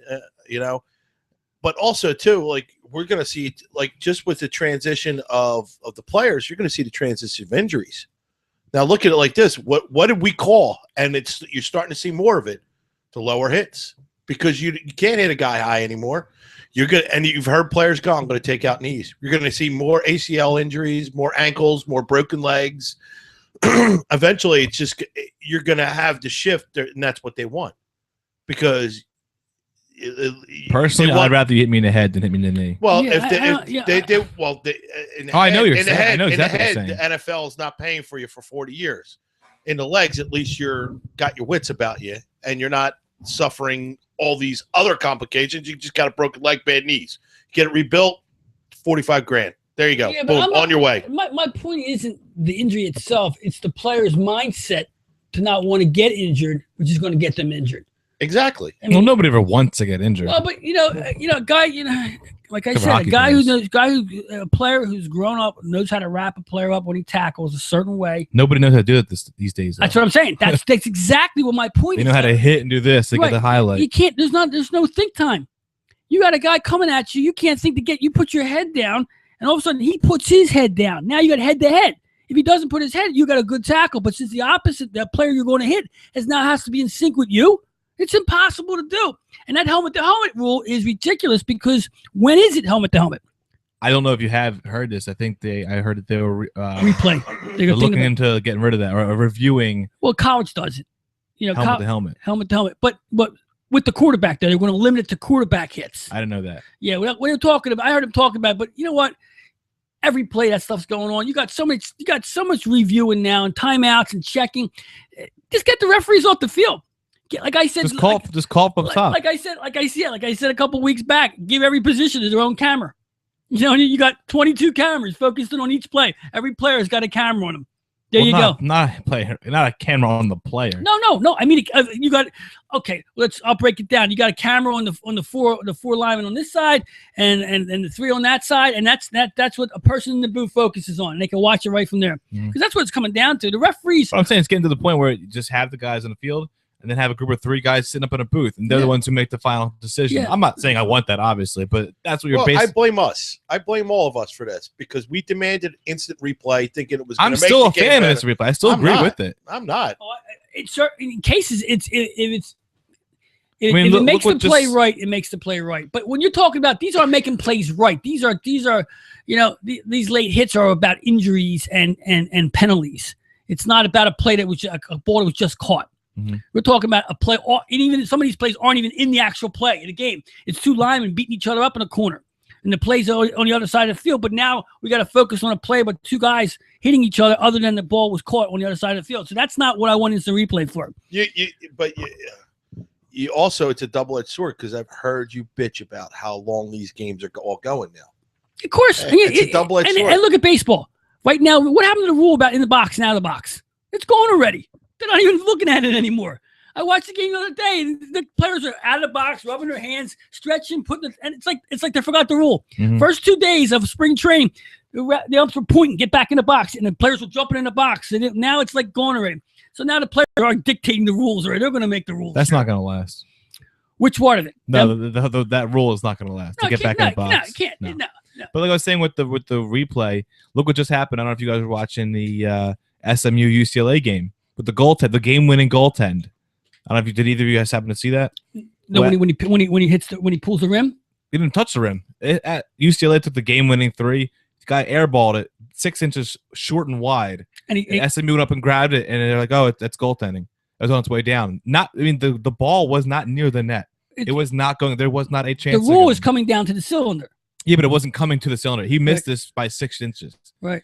I don't think it was replayed. I'm pretty sure it was not replayed. After the fact, they're like, oh, well, it was a big thing that day one in the tournament. That was like a big controversy I think that, by the way, because UCLA starts jumping up and down celebrating, you got a game-winning goaltend. You missed the shot, you loser. Right. Yeah. Why are you excited? You airballed a three-pointer for the win. You're just lucky. But I think that's something that should be reviewed, and they should see, no, this is clearly – and even it went back to but they went back to the little studio, and I think it was Gottlieb or somebody was like up in arms, like this is atrocious. Right. And because they interviewed one of the refs or a head official, and they're like, well, it's a judgment call and this blah blah blah, and like no, you can clearly see, and aren't they replaying the final plays of these games? I don't know. I didn't have the game on live, but it happened. I was actually going to pick up some food at the time. I saw it after the camera angle caught it perfectly. Oh, caught it perfectly. The above camera. It wasn't above. It was like it was behind the shooter pretty much. Right. That's where your game camera's like this. Right. So you had and the guy shot from this bottom left corner. So it was like right there, and you have to get that right. You can't tell the SMU kid, okay, he just shot a ball. You can tell when a ball, and you're under the rim. We've all played enough pickup games and know when somebody airballed it short. Yeah. You go up and get it, but nope, that's game. That's a walk-off goaltend. And that's just ridiculous. And that's something that has to be. So I do want. The whole gist of my story was you do want instant replay. You want to get it right. You don't want to have something like that happen. I'm a fan of getting it right. Now UCLA's in the Sweet 16. Right, and I'm a fan of getting it right. And baseball is going to be another joke this year. With of course, they're going to just mess around with it. Baseball is the hardest game with the instant replay. We talked about it because of continuation plays. It's the hardest game to get the replay. Yeah, definitely. And with the second base stuff too, and that's another thing. Second basemen and shortstops now got to focus on touching that bag. You can no longer just skim over, and we talked about that before. Yep. That changes the way players play. Guys growing up their whole careers, learning how to skiff over that bag, just get the ball, make it look like it. They were protecting. Get around it. They were protecting injuries back then. Now people don't care about the injury. Now it's about getting the play right. So here's an instance where they're forgetting about the reason that shortstops do that is so they don't get plowed into. Now they're making. I played baseball up until high school. Like that was just something that was what I was taught. I was learned. Everybody knew that. Like you just circle the bag, just get around it, get in the area of it, and that counts. Like right. I played short. I played second. Yep, that's what we did. Yep. I mean that's once again replay is very rarely do you see them change a rule to get rid of safety. Well, here's the problem. I don't think you need any kind of replay in baseball. Only decide fan interference or home runs. That's it. I think that's all you need. Because anything else, you don't want play at the plate, play at second base, anything like that. You don't want first base. No, because like Catchy said, it's a continuation play. You don't want catches in the outfield, a diving catch in the outfield. Did he trap it or not? You know what? No. I don't, because you know why? I grew up my whole life without it. And I can think of maybe 3 or 4 handfuls. Yeah, but you grew up your whole life without batting gloves. Doesn't mean batting gloves are a bad idea. I'm not saying they're a bad idea. I'm not saying it. I just think it's because now what you just said just kind of almost proved my point. You now you've changed the rule to accommodate, because I'm going to challenge it because he didn't touch second. And I'm going to win every time. Unlimited challenges, because as long as I win, I can keep challenging. So now you keep slowing up the game because, okay, we're going to have to challenge it because the guy didn't touch. He just danced around first base. Now you got to hang in there. I don't care either way whether or not, I would rather have him touch the base and be honest about it and be a good job. But, I've always trusted the umpires 98% of the time. They did a good job. In baseball, I think they're the best of all the crews. They've done a good job. Baseball is the easiest to officiate. Oh, then there you go. There's one thing to look at, and that's the ball. You don't need to worry about left field and second base. I don't, except the guy leaving after a tag early. But then you have 3 other umpires. All right, we all know the drill. If the ball's hit here, if the guy's on first, the umpires shift this way. There's rule. There's structure. You know where to go before the play starts. Mm-hmm. And even as a recipient in the field, you know what to do. When a guy's on second, 2 outs, and the ball's on the ground, where are you throwing the ball? Home. You can come home. That's the only time you can come home with 2 outs. Right. That's it. There's certain things you need to know. And in baseball, They overthought it. They overthought it too much, because now you've put the replay in, and it actually ruined like the flow of simple things that weren't a problem. Like Cassie said, it's the second base thing, right? And ruin it, and because it can't apply to the important thing that you can't do, which is the continuation play. You cannot do it, right? Instant replay. You can talk about it all day. I'm still a fan of it in all aspects. Get it right. I want whoever deserves to win. Hockey seems the only sport that really instant replay really it works. It works. They don't really have to use it for too much. Yeah, there's not much to use in hockey. Yeah, it's goal. Hockey is either goal or not a goal. It's kind of confined in an area. Like it's not like The most important part of the game is consistent replay. The goal. That's it. Yep. The game change. Every other sport, there's so much else going on. Play by play. When it comes to basketball, it should be pretty cut and dry. Basketball should be who touched it last when it went out, and did he get it off in time? Right. And is your foot in the line? That's Other than that, there's nothing else to really challenge. You shouldn't be able to challenge over the back calls. No, he was in the cylinder, or he was doing it. Like, don't do that. Just get the call right, and that's it. I don't think penalties should be challenged. No. Speaking of a little bit of hockey, I want to touch on some hockey before we go to Mikey's report. Craig Berube will be the last of the Mohicans when it comes to Broad Street Bully coaches. And I think he is part of a Broad Street Bully. I mean, he's not the 70s. He's probably more or less the 80s Broad Street Bully type, the Edmonton Oilers. But he's cut from the same mold. I think the time has come. This hockey team is such disarray. It's tough being. I was given tickets for Wednesday night on the ice. Second row on the ice. I don't want them. Actually, I might second thought it's Chicago. I might go down and take a look at that. Oh, I would definitely go to see Chicago play. Yeah. So, Well, here, I know we touched on it briefly in the middle of the show at the wrong time. I actually do think there is some kind of plan. And I think Ron Hextall pretty much is proving his point. I'm going to let Berube stay in. He's your man. Eddie, this is your man. Homer, this is your man. This is who you wanted. Okay? Here's your man. He's not a coach. He's not a coach. So what does Hextall do? Go, okay, you can have your man, but let me jockey around for positions and all this other stuff. Blink, boom, flash. What the hell happened? Flyers have 7 of the first 101 picks in the draft. All right? That's true. I didn't flash. Think that. Okay, he pretty much snookered himself. I don't know, because it was done very quietly to me. Well, I'm going to trade this person for this draft pick, blah, blah. And now, so what did you say? We all know he's done at the end of the season. He's going to be offered a scouting job like they all are, because he's a good old boy and he did it, he paid his dues. But we knew he wasn't getting fired, because what are you going to replace him with? Remember how he got there. Remember, he wasn't chosen. He was the next man in line after Laviolette went. Right? Yeah. So it wasn't like he, was their choice. He was there. And he's a yes man. It follows. It's if you listen to him, it's like listening Little Homer. It's like listening to the same thing all over again. But here lately, when was the last time you hear Stepford Flyers fan? And it's all comes down from Clarkie. They all talk like Clark eventually. Yeah. It's a homegrown. Even Hextall when he talks. I mean, he might have a different idea. Now but he doesn't. Now, when was the last time you heard him talk? He ain't saying a whole lot. I know. For sure. And that's what I think is going on here. You're going to blink. There's going to be some moves. I mean, it's a crying shame, because it doesn't show in his record. It doesn't show in his any kind of stats. Mason has had himself a pretty good year. Sure. I mean, when he's been healthy, a couple back pulls here and there or whatever. But I mean, in the last 2 weeks, he's made some unbelievable saves and really solid goaltending.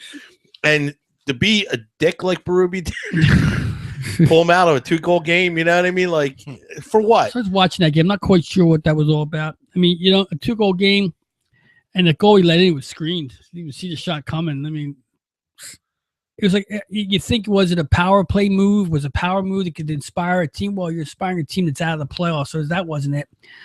I don't think, you look at a goalie like Mason. He's he's outspoken. He's outspoken. He may not get along with Berube, and Berube still doesn't know whether this guy's healthy. So you don't know if your goalie's healthy that day. So you don't know. Makes the coaching spot a little harder because you don't know what goal you're going to have. Can he play? Can he play today? It just makes the job a little harder. And I don't know. I know NHL coaches. Most of all, they want to know that their starting goalie's in good shape. That's one thing they don't want to have to think about. And in this team, it's never been that way. Goalies in Philly have always been, you don't know.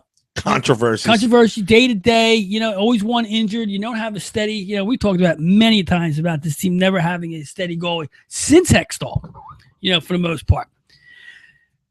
I just think Brewe's overmatched right now. He was put on a team that needed to be rebuilt. He was supposed to, rebuild this team, get Giroux back and once again, Giroux is the most disappointing so-called superstar in hockey, I think. He's not a superstar.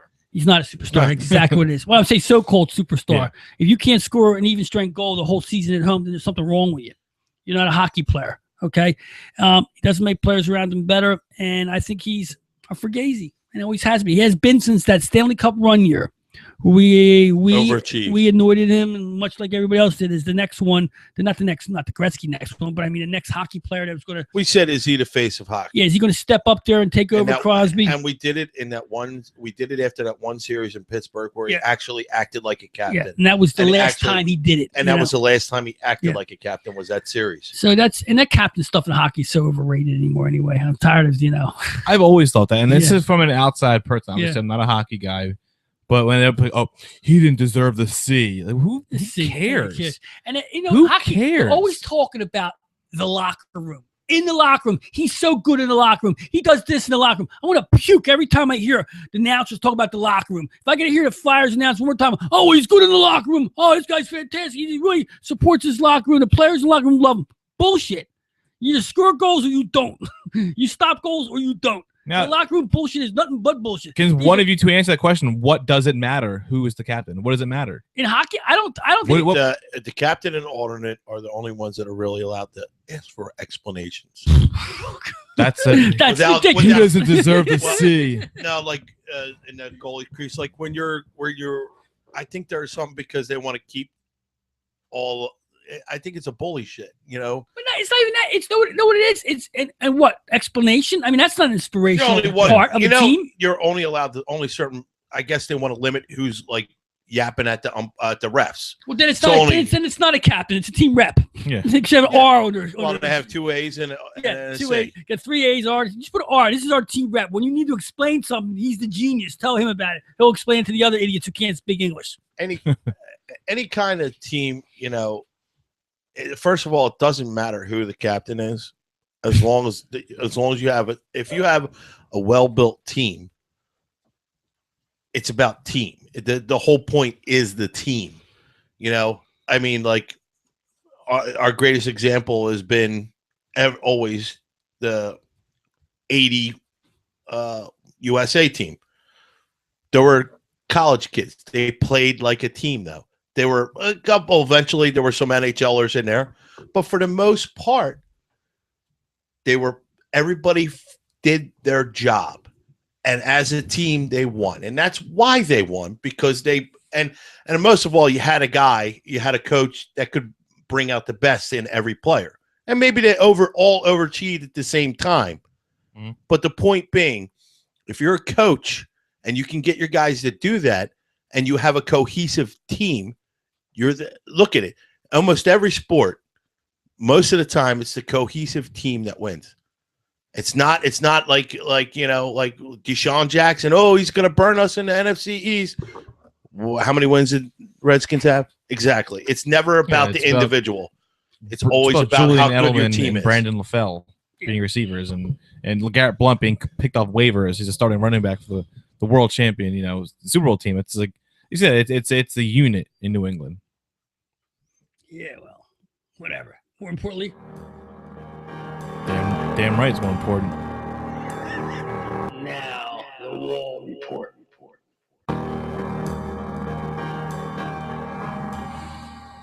Take it away, Mikey. It's that time of the show. It's a show we all. It's the reason that we all tune in today. Why I wake up in the morning. Yeah, Every Monday you get excited. You start shaking like, 12 more hours to the Wall Report. So we are here. We are that time. Let me kick back. Put my microphone right where I like it. All right, I'm gonna kick this off. But martini, extra dry, couple hours. No, but anyway, I will start with hand job. I'll stay with the or an eye job. Eye job. Hashtag eye job. Eye job. I didn't hear any follow up with the eye job this week. I know, man. I had no eye job. I kind of forgot about it. I looked. I had no eye job updates. So as far as we're concerned, it's still an eye job. Until we hear otherwise, it's an eye job in our mind. But the NFL, we got some news in the NFL. You alluded to earlier with the possibility of NFL to LA. The Giants owner Mara says he expects an NFL team by 2016. I think it's not true whatsoever. Next year. Yeah. Well, I mean, at least one announced, maybe not playing. And then also the Rams owner Kroenke, he said he can see at least one, if not two teams going to LA in the next 2 years. Did you see the pictures that are like the stadium, the artistic rendering? Yeah. Wow. That's going to make Jerry lose his mind. You better make it the best stadium. If it's LA and you have all the new team coming, and you got the stars that'll buy the tickets. You forget, no, they won't buy the tickets. No, that the problem the problem with LA is why don't they have a football team now? I don't know why. It's a they great don't have question. a stadium to play in. Exactly. So you give them a state of the art. Yeah, we're not going to do that. But what the Rams going to go back there would be, ironic. The Rams leave LA, go to St. Louis, come back. The Raiders, once again, are always yapping about going over to San Diego's apparently in the talks. Here's the thing. I don't think I think a team should be put there. I don't think you should take another NFL team and move it. I mean, San Diego. You cannot add more teams. Well, you can. Why can't you? Another part of my topics was they're talking about expansion. 4 more teams. Yep. 4 more. 4 more teams now. And also with expansion, let me get my notes. Well, first of all, what would 4 more teams do? Get you more rotten players in the league. But I'm saying, but division wise, that doesn't even it up. There's 8 divisions, so half the divisions are gonna have 5, half have 4. How's that fair? I don't. Fair's in money is what it fares. Oh well, yeah. You gotta add teams. I gotta add 8 more. Go 40 teams. Cities want for NFL teams. Of course, NFL, it's just gonna grow. I mean, they're already talking. It may be another job for Tebow if you throw 8 more in there. Yeah, they're already talking about putting the Pro Bowl in Brazil now. Yeah. I'm sorry. No, it's fine. I'm saying, but I was stealing Wall Report stuff. You're not stealing my stuff, but you just brought up. So I'm gonna say, they talk about it going to Brazil. I don't see why. I mean, for 2 things, I don't see why it would not work from like the NFL's corporate thing. Like, we're expanding the game because obviously we don't care about it in America. We don't care about the Pro Bowl. Right. Give it to Brazil. They'll care. That's exactly why they're doing it. But the players, do you really want to go to Brazil to play in the It's a Pro nice Bowl? place, man. It depends on who you are. First it was in Hawaii. When and you're known great. for a certain kind of wax job, I don't know. Yeah, but you do realize that the Pro Bowl is where people bring their families on vacation. Not you anymore. Don't want that. Not anymore. Exactly. Things change. Here's the thing. The Pro Bowl. Look, the NFL sees another way to make money here, so they put the Pro Bowl in Brazil. That's another way to make money. The NFL is dying to have their first team, and one of these 4 teams could be a team from Europe. Who knows? Yeah. It says here, if the playoffs are expanded, SI.com reported that the format will expand for 4 wild card game weekend to 6 games, with each conference getting an extra team. Yeah, but my point being, division-wise, it doesn't add up. No, adding 4, it doesn't. Would you like if let's just say that the NFC South stays with 4 teams who all stink, and they throw a team in Brooklyn, and now we have a 5th team that we got to face every year. That's not fair. That's not fair at all. It's a wonder the Canadian team hasn't come to the NFL. It's amazing. Okay, you got 4 in the AFC East, right? There's 4 everywhere right now. Yeah, okay. We'll get past that. I mean, my point. For as big as football is, it's obviously by unquestioned number 1 here. How is it not expanded so much overseas? I don't get it. Well, because why aren't there leagues popping up in Europe? The World Leagues, they did have that off season. That was an NFL venture. Yeah, well, because you know what? Because the rest of the world doesn't think of football like we do. They're soccer people. But that's their football. They can if they actually. Which actually brings me to another thing I was going to bring up. The NFL is going to be broadcasting the October 25th Bills-Jags game. It's still one of the London games. It's a 9:30 a.m. game. And the reason they're going to be broadcasting, it's going to be streamed online worldwide. So you can watch it worldwide. They didn't announce the website it's going to be done yet. But my thing with this is they said because if the first game was such a success, the 9:30 game, I didn't watch. Did you watch that game? I already know it was on. I didn't. Yeah, I tried to bet it. I was actually. Yeah, I was we were, actually. "Oh, wait, B, that happened yesterday. It was the day after my sister's wedding, and I woke up and I refreshed my thing, and I was like, it's for the fourth quarter of a game. What the, it's like 11. I was like, what the hell? I would say it was bad advertising. They didn't promote that. Yeah, I right. didn't know it existed. I don't know if they wanted to promote it. I thought they wanted to try it first, see how it rolled. And I don't understand when they keep putting these. Obviously, you know the good teams don't want to go to London, but Right. if you're trying to expand your product, like the Bills and Jags. And what was last year? The Lions, because there were Falcons. There were two teams that were willing to go. Exactly. But my point is like, Yeah. but that's not. If you're trying to build a brand, you don't throw your worst things out there. Like you work at a kitchen, you're not gonna throw your two worst chefs but it's to not go work somewhere. But what you're doing is you're promoting it as an NFL game out there. Yeah, people of course. are just the spectacle of itself. It's and what you said before about other countries having the NFL leagues and stuff. The game isn't as good as it is in their eyes as it is here. But you don't see it you that way. watch a Jaguars game. You're overseas. You watch it. You're gonna leave there going, I don't see the big deal about football. Right, Well, exactly. But you watch Tom Brady hucking it, 350 yards, 4 touchdowns. They're gonna walk like, damn, that was awesome. We need to get one of those over here. Well, there was talk about more Canadian teams and maybe somewhere Not more Canadians, any Canadian teams. Well, I'm thinking baseball in my head for a second, but I'm sorry. There's more Canadian players coming into the league now that have played in the CFL, that have actually grew up in Canada, is what I mean, and they're probably looking to push that kind of market now too. So I can, if they do expand in 2 years, like they say, I can see that. Yeah. What else you got? But last one thing I want to say, like they always say, soccer, it's so big in Europe, but it's not here. If soccer really wanted to promote it, that's why they send the Man U's and the Real Madrid. They do play here. Right. They're not going to send their bottom-feeding teams to feel, hey, this is soccer. Come check it out. I'm not questioning the NFL what they do. They got a reason to do what they did. Believe me. Anyway, I mean, I know you're looking for headlines, and you're going to have a whole summer full of headlines. The Cleveland Browns are expected to be named the team for the Hard Knocks series on HBO. How perfect is that? I mean, They want all cameras on their board. You got Mansell, you got Gordon, you got it all there. That's I mean, if you could hand pick a team, that's a team. Yeah, well, that's what they've done. They know that the draw of chaos will be there. And But as of late, they haven't. They've been picking like boring, like the Dolphins were 2 years ago, and then the Falcons. Like there's no draw to that. But I mean, this is the best. This is what you're looking for. Jets started that, didn't they? No, it was the Ravens. It was the egomaniac Billick who wanted it. Right, he started that in the Jets. So they can, you know what? The smart move is not to be on that. Oh yeah, probably. The distraction is first of all, there's too much information being passed around. The distraction is bad. Even in hockey, the same thing with 24/7 was the same thing for the Winter Classic. The distraction stuff that goes on like that, especially in the beginning of preseason team when you're cutting players and you're doing things like that. Wherever there's cameras, there's no reality. The NFL Veteran Combine just took place, the first ever one. We talked about it before. Right. There's a couple notables there. Of course, Michael Sam. Dancer? The dancer, yeah. Mikey the dancer. That might be his new career because apparently multiple agents, scouts, and GMs are reporting that he was flat out awful and didn't look like he deserved to be on the field.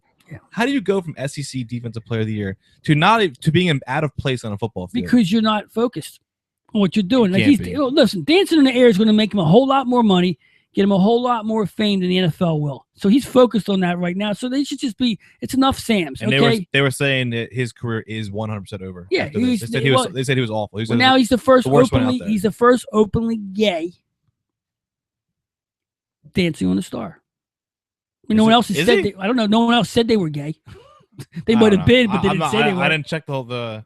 Well, you know what I'm saying. All the cash. Know what he's doing. Here's what he's doing. He's marketing himself. He's getting what he can out of what happens. He's not going to last. Branding. Yeah. Well, it's not this. He's branding. You can't use the first openly gay NFL player all the time. If you never actually play in the NFL, it kind of defeats the whole purpose of what you're doing. That's right. So he's the first openly gay college player. Now he's what he is. He's Sam's. That's what he is. That's what he is now, and he's going to take it for what it's worth because Dancing with the Star gets the reject star, and somebody, you always have to have some kind of story behind you before you get on Dancing with the Star, whether it's good or bad. Mm-hmm. One way or no, his story is what it is, and when he's done Dancing on the Star, then he'll be done. What he does after that will be key for the rest of his life. He probably won't do much after that. Yeah. Also in attendance, he had former Eagle technically, but Felix Jones, remember him, running back? Yep. Our boy Young. Brady Quinn was there. And also a guy I didn't even know played football, Mike Golick Jr. I know Gold had a kid. Yeah. Didn't know apparently he plays football. He was a Notre Damer too. He I was a think, Notre Dame. He was a center, but right. The first signing came out. It doesn't matter at all. It's some Cardinals signed some wide receiver, but it is so it did lead to a job. At the very least, it led to a job, and also ended Michael Sam's career. Yeah. Did Vince Young go for that too? Wasn't he in that? He didn't show up. That's something better to do. He was busy. I don't know why. He's watching Texas in the tournament, I guess. Yep. Former Eagle and current Raider Nate Allen is reportedly going to be suing the Philadelphia police officers who falsely arrested him for driving while masturbating. That very famous story. Did you hear about this at all? No. Yeah, he got arrested. He got full-fledged arrest. He was in a jail cell for hours. Was he moving while he was doing it? He didn't do anything. He was just he was like sitting in his car, jacking off in the car. And got pulled over. No, he was just sitting in his car, or maybe he was driving actually, and then the cop pulled him over and just flat out arrested him without no stories asked, nothing, just arrested him. And he kept saying, "What did I do? What did I do?" And it turned out some teenage girl figured out, like, no, that's the guy who was jerking off while I was driving. Driving next to me. Yeah. Oh, and he got booked. He got a picture, all that kind of stuff. Then it comes out like a week later, he had nothing to do with it. He was completely falsely accused of it. And now a girl made up a story, yeah. And now he's gonna sue the Philly officer. So could be good for him. Yeah, that hurts your. I mean, luckily, guys. I mean, maybe he would have got signed by the Patriots instead of the Raiders. If he was the Raiders, if he didn't get charged this, he said it hurts his character, and it does. Not if you're a Raider. Yeah, when you're a Raider, I mean, that's actually I would be. That's some street cred. Yeah, I mean, I would be more like I feel like it hurts your street cred more to be a Raider than to be falsely accused of that. But that's neither here nor there. Funny stuff. Keeping with the NFL, I think I have one more note here at the NFL. Former Temples, we got some Philly flavor here today. Former Temple running back Bernard Pierce. He was a Raven running back. He got pulled over for a DUI, and he was on camera begging the cop, saying, "Please, please, please don't arrest me. I'm gonna get cut tomorrow if this goes out." He still got arrested, and a couple hours later, he did get cut. He got cut. But even worse than getting cut is he got claimed by the Jaguars. That's ugh. Jags. I'd rather just get. I mean, that DUI made him go from the Ravens to the Jaguars. Yeah, they got what's his name quarterback in the Jags. Yeah, you keep saying every week. What's his name? I want to come in every week and ask you what's his name.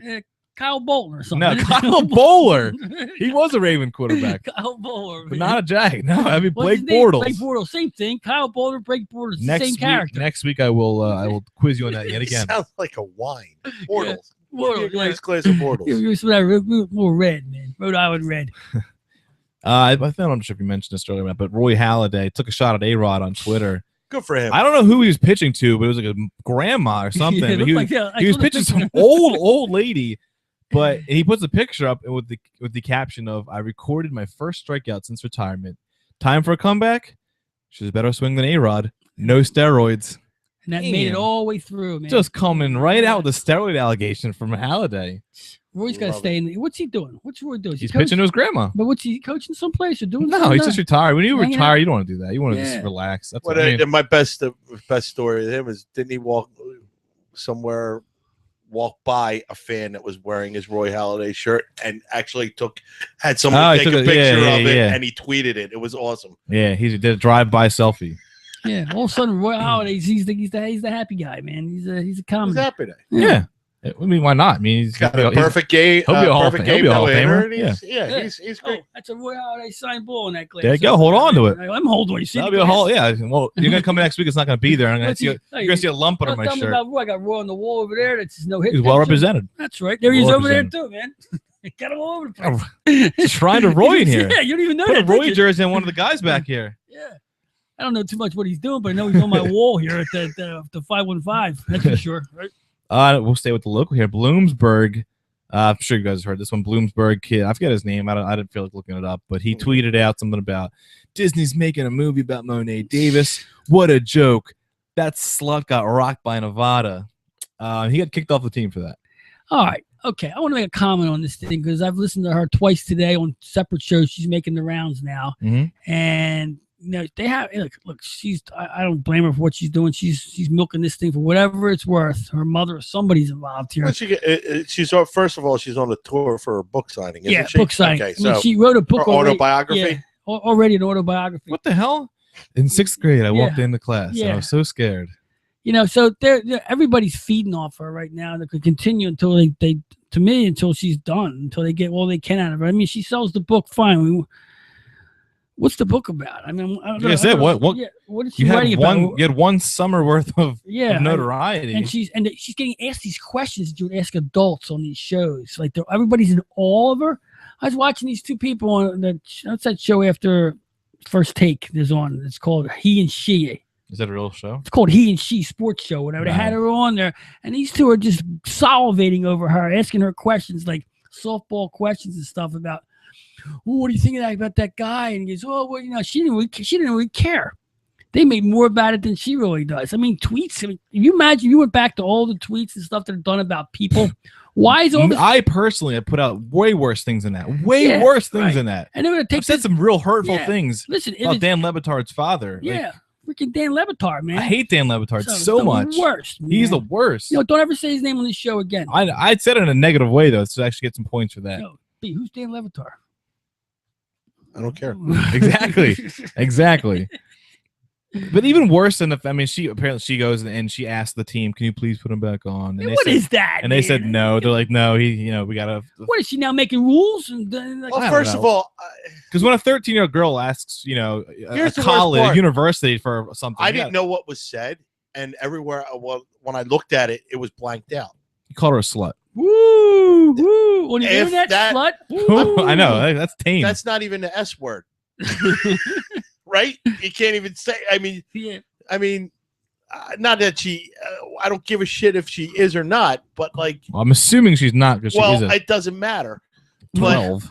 It doesn't matter. I mean, like, there's worse things you could have said. Oh, there's way worse things you could have said. And I'm like floored that.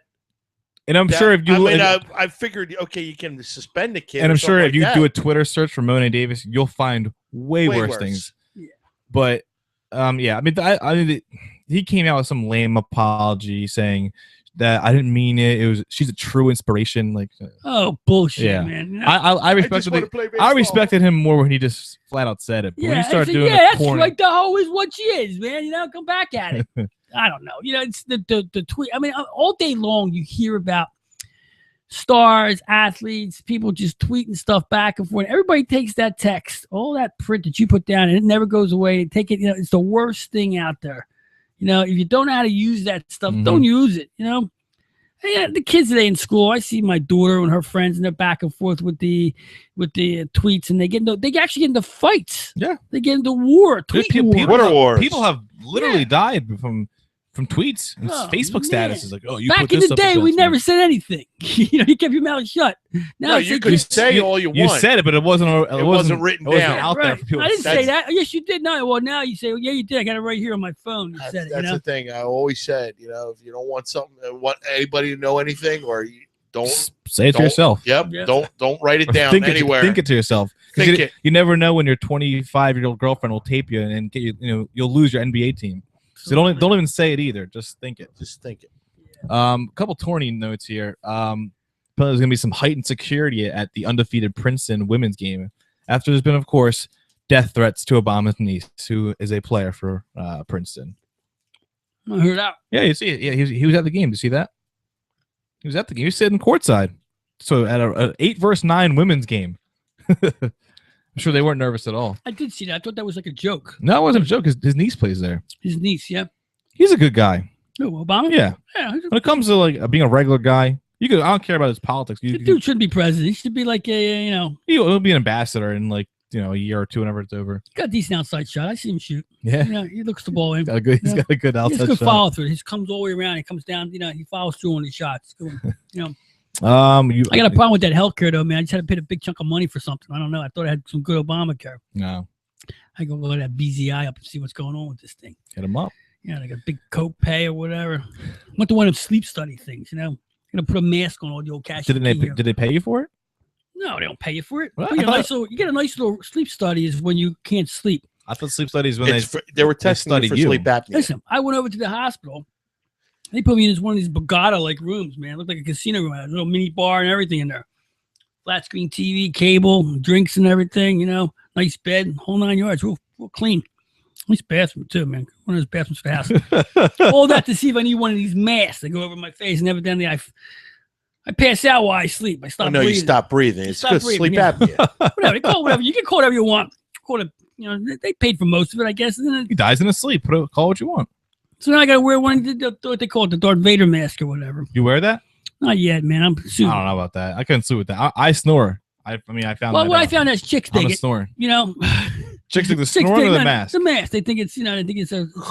See, I'm just scared you're gonna pull a Rip Hamilton and just keep wearing it afterwards, and you'll just keep wearing it on the show and stuff Listen, like that. you get a guy like me with the gray hair, with the braces, and the sleep acne mask. What could you want for a dude?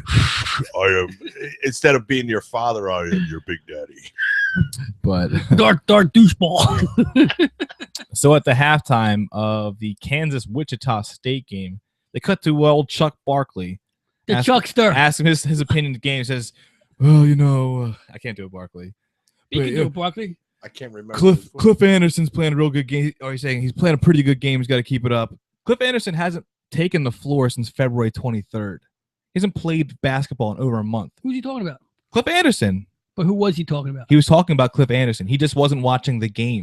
He just knows a name. He just knows a name because that's one of their better players, but he's hurt. Yeah. Or no, he's academically ineligible or something like that. They call Chuck He's just randomly, he's playing a good game. He's got to keep it up, get the feed him the ball. He's not playing the game. He hasn't played in a month. So, attaboy, Chuck. Way to follow through. Well, here's the thing. We could have said, well, I don't know. It's Charles Barkley. Yeah, It'll be going by tomorrow. I don't know how if you wanted to get into the whole Darren Sharper thing. Ugh. What are you doing? He's getting 9 years Apparently, for sexual assault. apparently he's raped like 4 girls in 4 states. That's busy. Yeah, he got around, man. But he did a plea deal to only, instead of getting 20 plus years, he's getting 9. But I'm not talking about that. I mean, I saw his ex teammate who he won a Super Bowl with. They started together. Scott Fujita was a linebacker. He said Sharper was a great teammate. But all that aside, it's disgusting. It's beyond repulsive, and if he only does 9 years, that's not enough. He should. Didn't he go as far as that rapists should be killed or something like that? I must have missed that quote. No, it was another. I don't know who it was, but it was another teammate. But when your old teammate just saying that you need to go to jail longer, yeah, you burn a lot of bridges. Sharper must have been a bad dude, man. Either way, apparently, one way or another. And the last thing I wanted to touch on, I'm just gonna assume that next week's show is canceled because of the Bieber roast, right? I'm just kidding, but next week's the Bieber roast, everybody. Listen, it is the Bieber roast live. Yeah. Oh, it's not. No, it's not live. It's already taped. Oh. Maybe we'll watch it from here. Oh, don't. Put it right on. You'll catch me doing this the whole time. But no, folks, we're not canceled next week. Tune in next week at 9. Yeah, hopefully I can have my man Steve Austin will be here. He's sorry he couldn't make it today. Tonight he had to stay at the dojo a little longer than thought. Coming and talk a little martial arts, a little MMA, and WWE tour for Mikey's. You know what next week will be? It'll be the night after WrestleMania. Oh my God, we're 6 days away, folks. Well, if you like wrestling, we're gonna have a little wrestling here. We know it's. We'll have some talk. Next Monday it will be a sport. Okay. After that, it will no longer be a sport. We'll go WWE and Bieber roast, and that's it. 2 straight hours, folks. Bieber roast. Tell your friends about it. The Bieber roast is on Monday night, and the chef got away with one. What time Monday night? 9 o'clock. 10 on Comedy Central. We have to cut the show early, but they replay that all the time. I will say this. Look, I did take off work the next day. I know. I'm dead serious. I did. And here's my rationale, because I know I have to do the show. And I know I have to watch Raw, and I know I have to watch a Bieber roast. So you're going to be up to like 3 in the morning. I'm not getting home till 11:30. I got 3 hours of Raw and an hour-long Bieber roast. I know that's like 4 a.m. I know you're a young guy. You haven't been in this world that long, but they got this thing. It's called DVR. I am DVRing it. I am DVRing it. What are you taking off school for? Taking off work. Because he's going to stay up I have to after go home the show. from here to watch a 3-hour episode of Raw till 3:30 in the morning, and then watch an hour of Bieber roast. I'm not going to bed till 5. Skip the commercials. You'll get to bed at 3:30. Can't you tape the Raw? I am taping Raw. I'm taping both of them. What do you have to go home and watch it right away for? What do you mean? Because otherwise he might run into somebody that knows what's going on. Yeah, come on. Okay, I got Do you want to see my phone right now? I've been ignoring all of these. Where is this? Look at this. It keeps going. I've been ignoring all these texts tonight. It's all about Raw. People want to know about Raw.